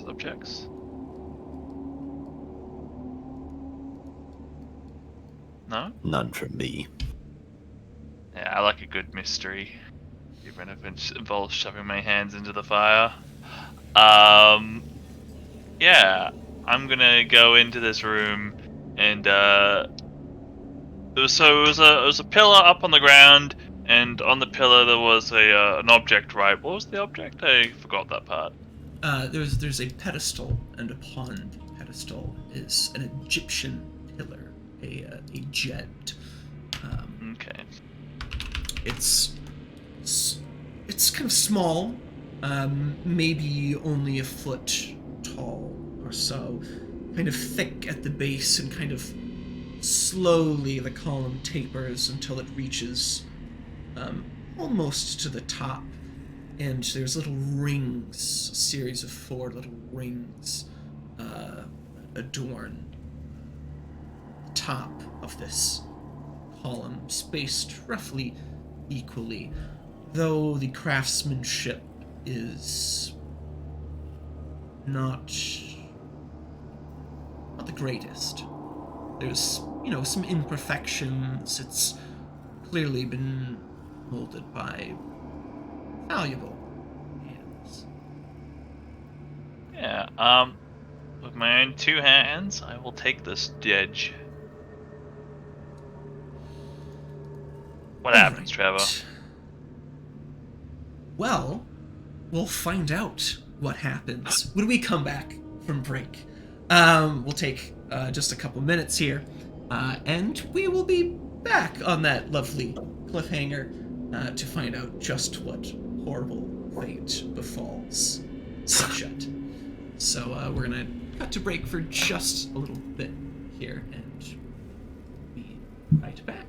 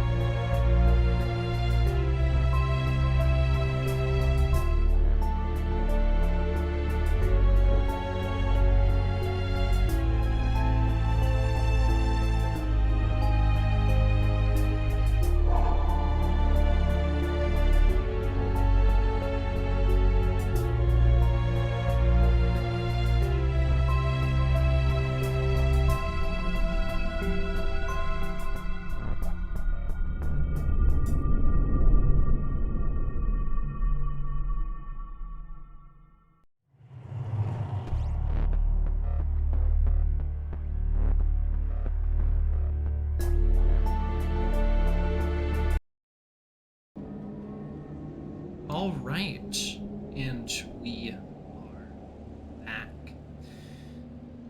When we had last left off, we discovered a trapped relic within this makeshift prison tomb, as it were, and Sachet had gathered the courage to grasp the relic for herself. And Tomos and Nesret, two of you, Sachet steps to the water, little ripples from each step that she takes, until she reaches Jed.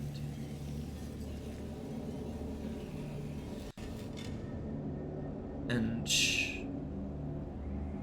reach out, grasp object. As your fingers touch it, you can feel the subtle thrum of power within it. It calls to you.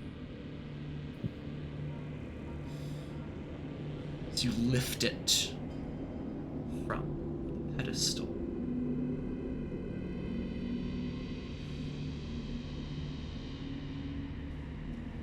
There's a change. Room.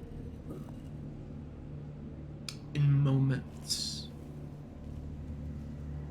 flecks of dust, of sand begin to appear. They swirl about, moved by a wind that should not exist. The sand grows. It replaces water in the room in moments. It fills the corners, piles and drifts, and it begins to be kicked up by the wind, flooding the air of the chamber. It blinds you as the sand whips into the withered husks of what would be your eyes. And as you kind of attempt to shield your eyes to reckon what has happened, you are no longer within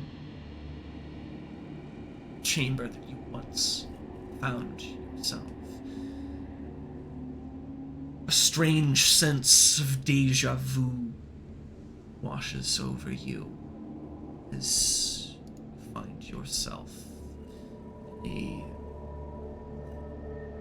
a desert of sorts. A sandstorm whips about.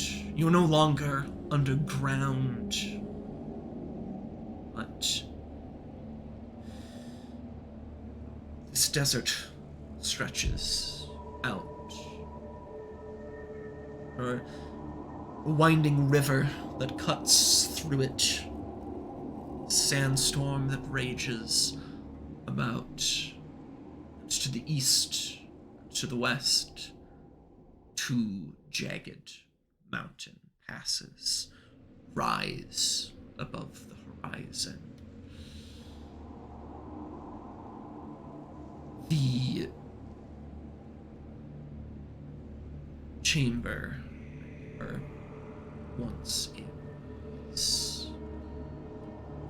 no more. And yet there's something perhaps familiar to it. There's a structure behind you, not entirely unlike the one where you've... Although the stone is red. It's some sort of sandstone, not the limestone that you had grown accustomed to. And while the chamber remains somewhat the same, what lies beyond it in this strange desert necropolis, as it were. It does not open back out into that central chamber. It leads into a labyrinth, twisting, turning, a mess of tangled corridors, rooms.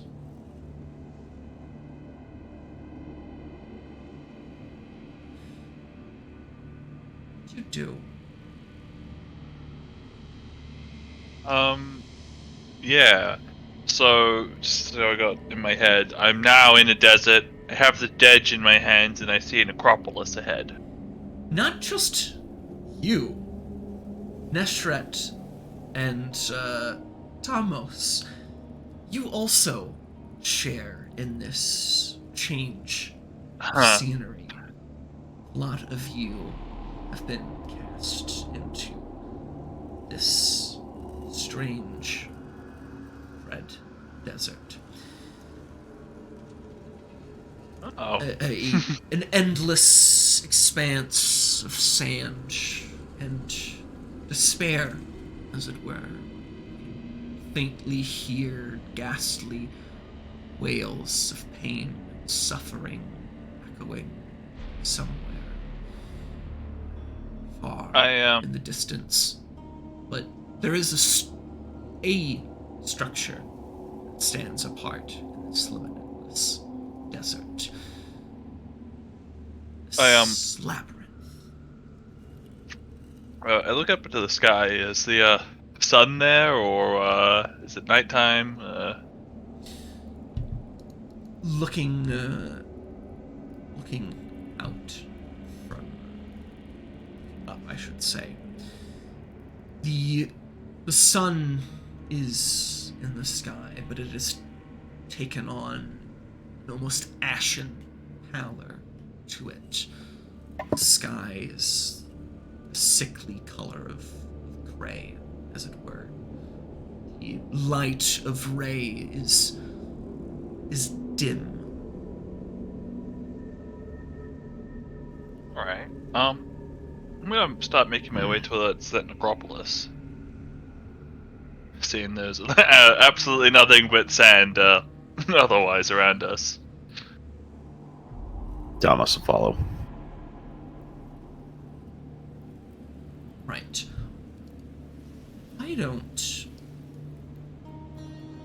It doesn't take you too long to reach the necropolis. It's just a short walk behind you. But it again opens up into this dizzying array of passageways, which begs the question of which path to take. Do you each wish to follow the same path, to stay together, to follow under one's lead, or do you attempt to split the work and each try to find your own way out of this? Let's split up. This cavern. Search for clues faster that way. Real Scooby-Doo style. Split up and search for clues. All right. So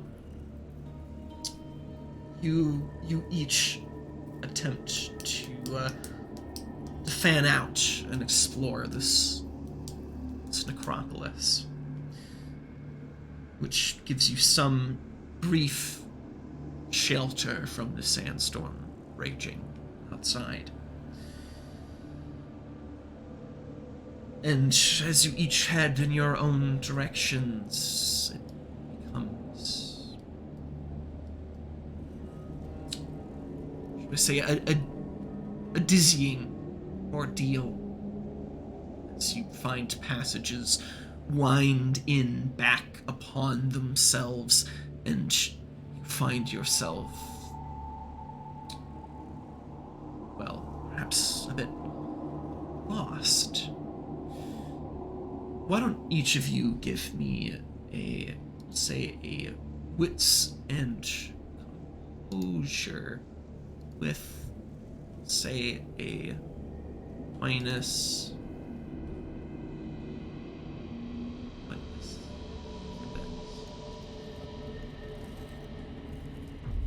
We'll say either wits and composure or wits and survival. I think that might be appropriate. Is this the same scene as the tomb one? Yeah, let's keep it the same scene. Okay. It's composure. For now. And I will spend the usually point of there's a willpower on this one. And it's going to be... Oh, was it? Sorry, there's a minus on that one, wasn't there? yes. -2? We're going to say -3. -3. That's what I get for rolling too early. I'll re-roll that then. Bye-bye, good roll. Maybe I'll get a better one. I doubt it. No. Oh, wait, it was wits and composure Mm-hmm. with a -3. Mm-hmm. Yep. You are correct. You said if I spend a willpower, You can add an extra dice. You can absolutely spend willpower. It'll give you 3 additional dice. 3. Oh, because that It'll essentially cancel out, yes, the negative. got it. Should you so desire. I'll do it. Either wits and composure or survival, I think, could be applicable. Oh, my one die there. Hurry. Oh, I'm sorry, I had 2. Alright, No, I so had 1. everyone else save for session. And just to make some progress. However, Sasha, you find yourself growing more and more lost. You keep wrapping around the same passage, almost as if you're caught in some sort of loop. And Gone past this pillar 3 times already. yes, you keep trying to take different paths, and they all keep leading back to the same space. It's maddening, in a sense. And Tomos and Nesret, you manage to make some progress. You keep pushing through, finding yourselves in new locales, and as you do, there must be some sort of oasis here, for the sand in this necropolis gives way to water. And you start trudging through it. Water going up as you push even slower and slower, going deeper and deeper through this labyrinthian acropolis. But Seshet, as you loop again and again, you hear a voice. It seems to echo, to bounce through the walls of the necropolis. And the voice,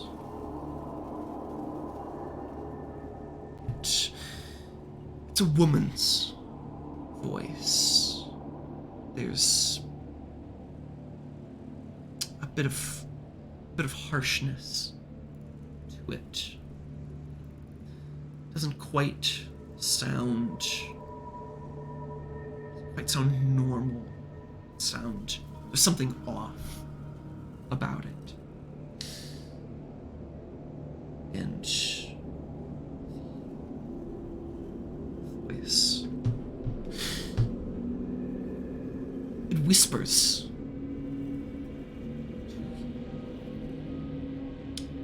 It says, "Lost little lamb, do you need help?"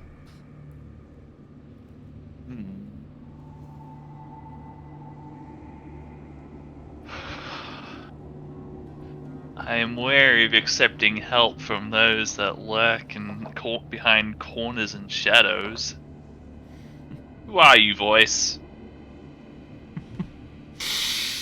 The voice seems to move again, echoing from another passageway.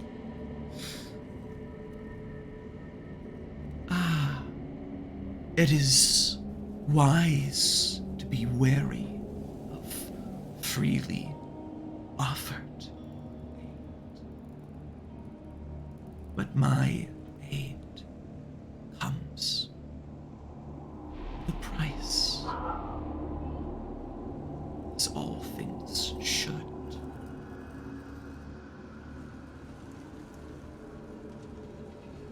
Do you fancy a game, test? Still haven't answered my question. Who are you? Who am I? Who am I indeed? Perhaps you can guess. Yes, yes. Who am I? You want me to roll, or do you just want me to say it, Trevor? No. Sorry. Well, actually, what do you think? What do you think? I mean, it's either a fiend or a mutt, but, you know, I'm still wary. Yeah. Could be just a fiend. But yes, you ask the question, who am I? And the voice responds, yes, that is the question. But I am to pose it. You are to answer it. If you know me, you cannot have me. Have me, and I will bring you true bliss. Cast me out. Or to cast me out, you must discover something in my place. Lack me, and you shall better know your place. Oh man, it's a riddle. If you want to take a stab at it, you can, or you can roll, say probably like intelligence and investigation, or enigmas, I think are both applicable. I don't have enigmas, but I do have Lawmaster's Guile, which lets me spend a willpower to crack any code or reveal any enigmas. Yeah, I think that's appropriate. You want to spend a willpower point on that? Yes, I will. Boop. There we go. So what was the riddle again? It was to... So, yes. If you know me, you cannot have me. Have me, and I will bring you true bliss. To cast me out, you must discover something in my place. Lack me, and you shall better know your place. And the secrets of your guild whisper to you as well, you, member of the Sesha Hebsu, the scribes. You are no stranger to codes, to ciphers, to riddles, to tricks of word play. And as you ponder this question, the answer comes to you quite simply. Ignorance. Yeah.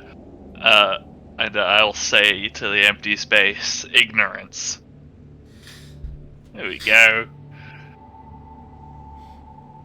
There is a ruffling of feathers that you hear, and a sort of bemused scoff. The voice turns to you, answers you again. Too easy, too easy. Are trickier than I thought.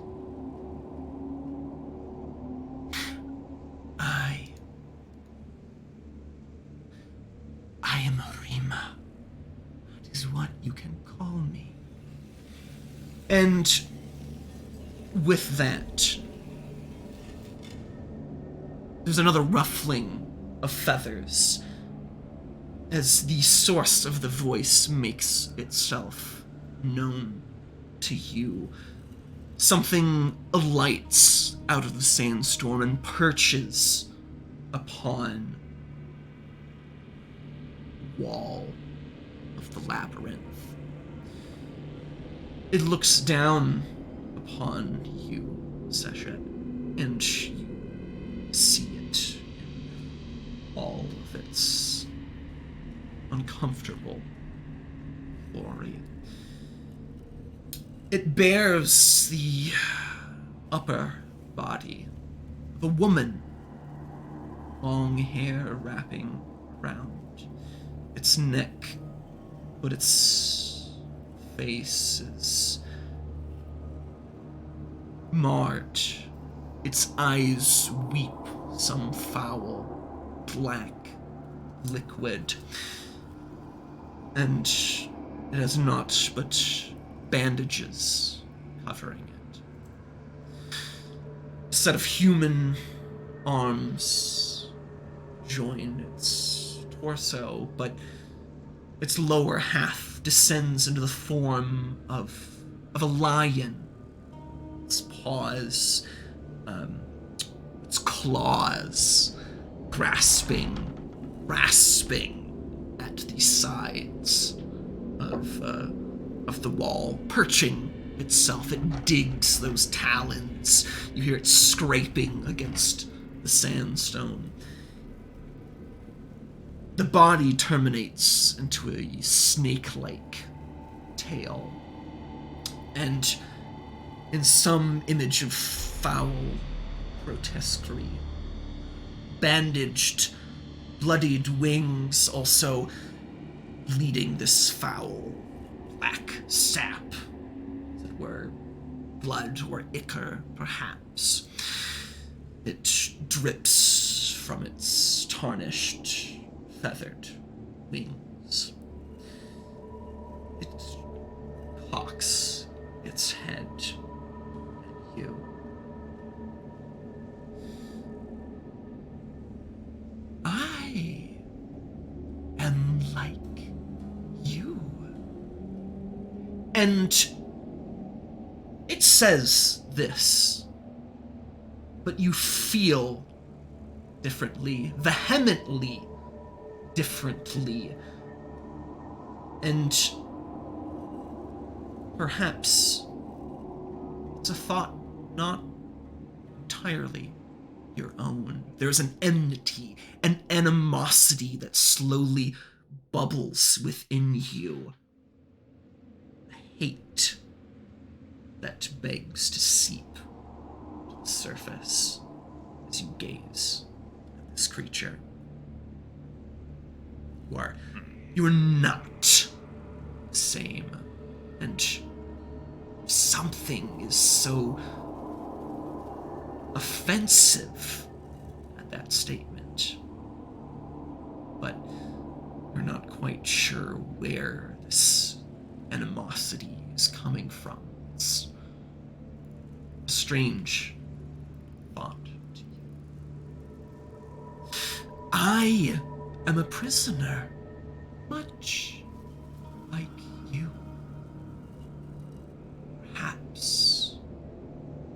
perhaps we can help each other.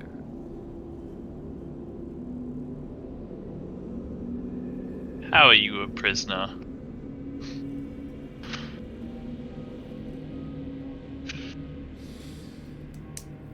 Why are you in this place? Sorry.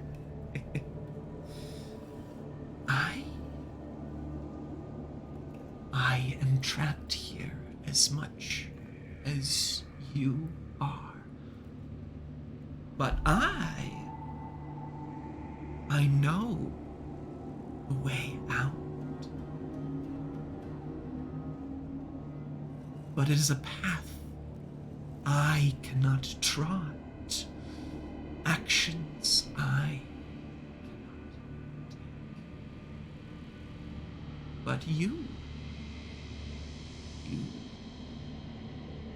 are special. You can do what I cannot.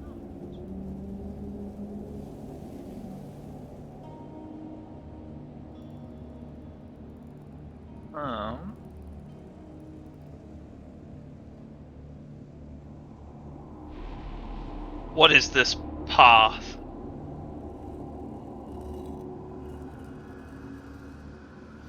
That you speak of? I can show you. Show you the way out. Things have changed. Your presence here was unexpected.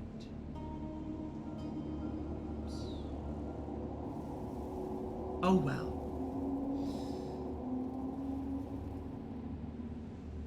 You and I need not be enemies. We want the same thing. And yet that thought, that voice within, that enmity solidifies. Yes, you should be enemies.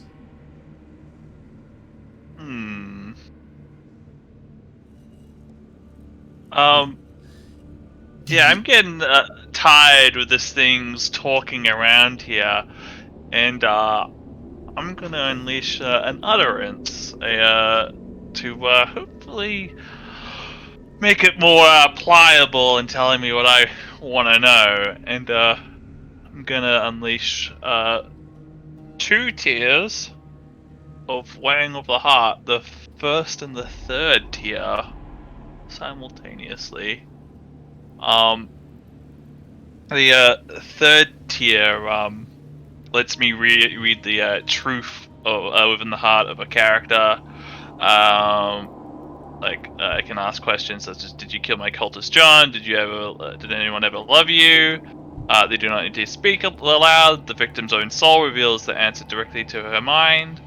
If the Arisen unleashes both the first tier and this tier on the same target, the victim becomes completely unable to lie about the questioned matter for the remainder of the chapter, and anyone tells anyone asking them the truth, regardless of whether the victim desires to do so. Okay. Yeah, so I'm just gonna get the truth out of this thing, whether it wants to or not. So that's a point to shoot for that one. Which tiers were you activating again? The 2? 1 and 3. 1 and 3. Okay. Yeah. What was tier 1? Ren.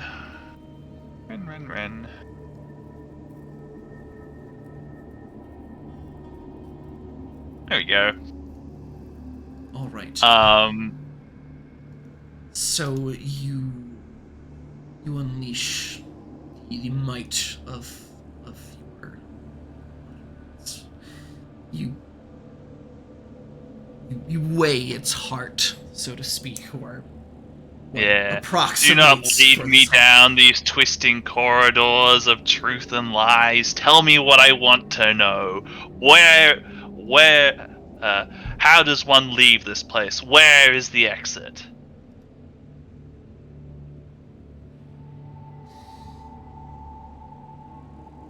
Sphinx looks at you. And it hesitates, but it utters nonetheless. Ah, excellent. Excellent. There is a passage that has opened.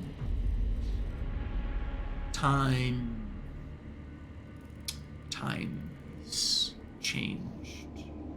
But should have remained static. Beneath the water. Passage is opened. It will lead you out. Where is this water?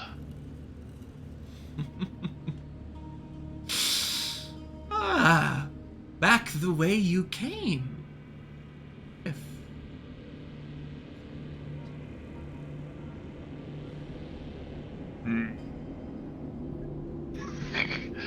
Cheeky burger.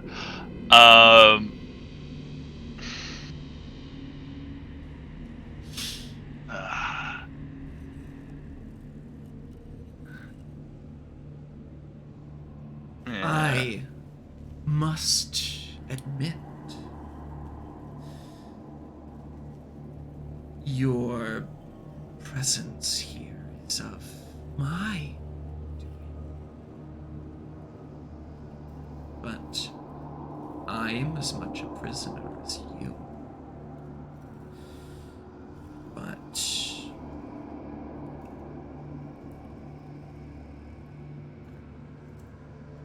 Who put you? Oh, sorry. I My interrupt. I did it again. my maker. He's trapped me here. But you were unexpected. You are not part of my design, or should I say, the design I must follow.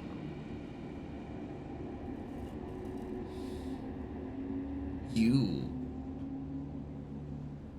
are not supposed to wake.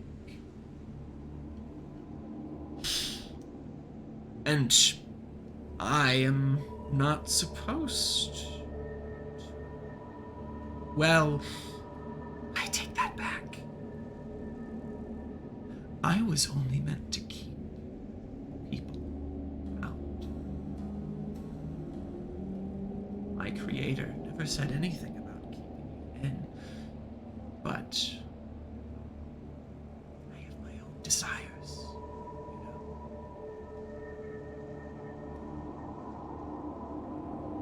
Who is your creator? What is their name?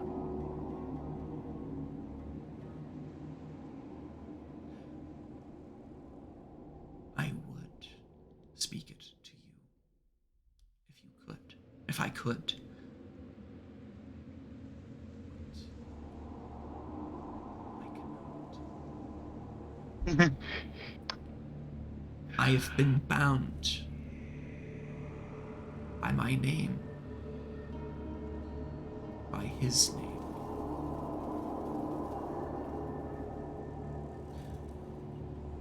I cannot speak of it any more than I could cause the sun to set.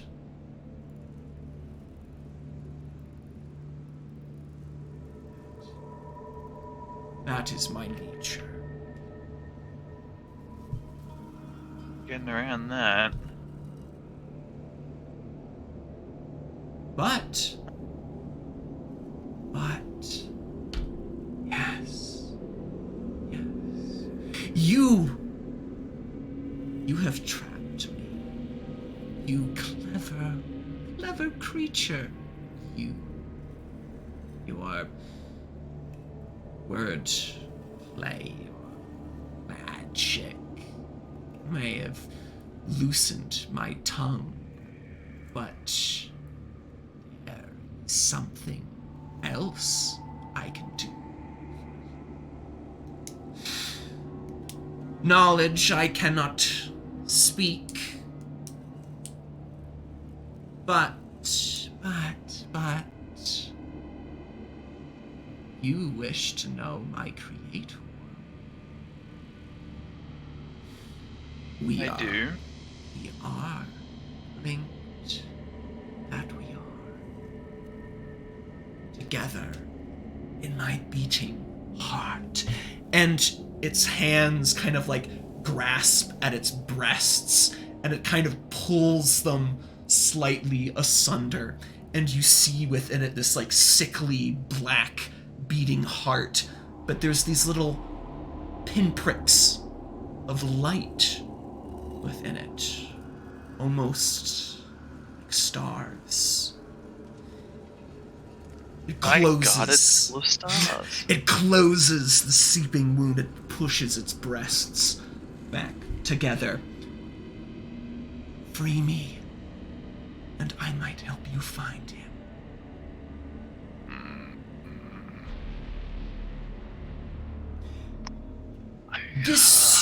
This thought, this suggestion, this idea clashes at you. You've bested this creature, but this thought that's been protruding, it rises to a crescendo, a resounding no, a firm hand, the whip, the rod, sensation, punishment, a choice that you can make, but a choice that will anger, judge. For you know now, the word comes to your mind, dances upon your tongue, lifeless. That is what this creature is. A spawn, she of many teeth. A creature that should not and must not be.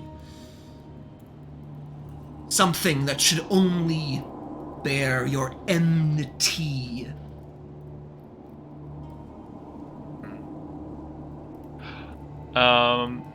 Yeah. The fleeting thought of destroying this thing's heart and teaming up with it gets very quickly crushed, and I'm like, no, I will not. I will not help you. I do not need your help. I am Arisen.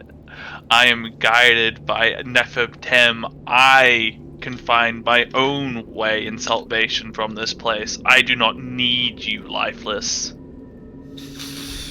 The creature sneers at you. Fine. We shall see. It takes a light. It flies off into the sandstorm, and you can see the deep gouges it has left in the rock from its claws. And as it flies off, its voice echoes out, cutting through the sandstorm. Here I will remain. Find me when you have changed your mind, for you will never find him without me. And with that, it disappears back into the howling winds, the biting sand of this storm. sandstorm, and you push on. You Don't need no lifeless help. you trudge through this labyrinth, and the sandstorm begins to fade, and the setting becomes more familiar, more recognizable. The walls of the necropolis begin to return to limestone. The sand begins to pull away, and reality itself bleeds as you find yourself in, say, recognizable territory. A flooded cavern passage, as it were. You make your way through it. It's a daunting task, but as a task, you do nonetheless. When the chamber floods, it is of no use, no concern to you. You have no lungs in which to breathe. They have been removed from your flesh, preserved as they are. You swim through these flooded tunnels until you reach their terminus. You emerge mouth of a grotto, as it were, a small cave. And there's barely enough passage for you to get through. You kind of have to use your arms, your legs, kind of push some of the rubble aside, some of the rocks that have barred this, but you can feel the current. You feel it pushing through. You know that this water is going somewhere.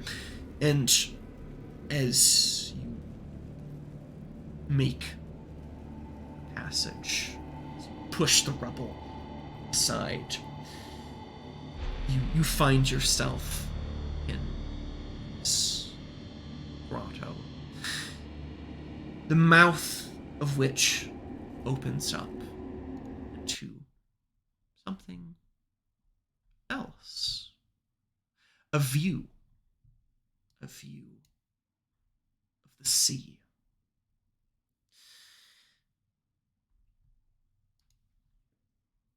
You find yourself on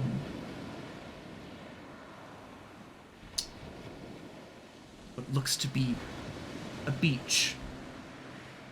Before long, the others emerge as well, as you shake off the haze of this, whatever magic this thing has compelled on you. You see the sea, and find yourself on what appears to be a small island as you look out. A rocky sort of hill, as it were, graces this island with a single peak. There's a bit of ruin, rubble, as it were, the remains of some settlement long forgotten. But something else draws your eye as the lot of you take your steps out onto the sand. The island kind of trails around into a little tail, as it were, thin sandbar that wraps around a little curl to accent the island. At the little cove, the little bay that it forms, there is a makeshift hut, as it were. A little campfire, thin little wisps of smoke raising off of it. And a smell. It's savory, some kind of meat, perhaps. You can't quite tell what. The scent of spices whiffs in the air, as well as the smell of the sea breeze, and you hear the faint cawing of gulls. There's a small boat tethered near the makeshift hut. A hardly seafaring vessel. And a man in long black robes. He's kind of short black hair that's tinged with flecks of gray, and a long, kind of bushy beard, also tinted gray. He looks to be kneeling outside of his little ramshackle hut. He has his hands clasped in front of him.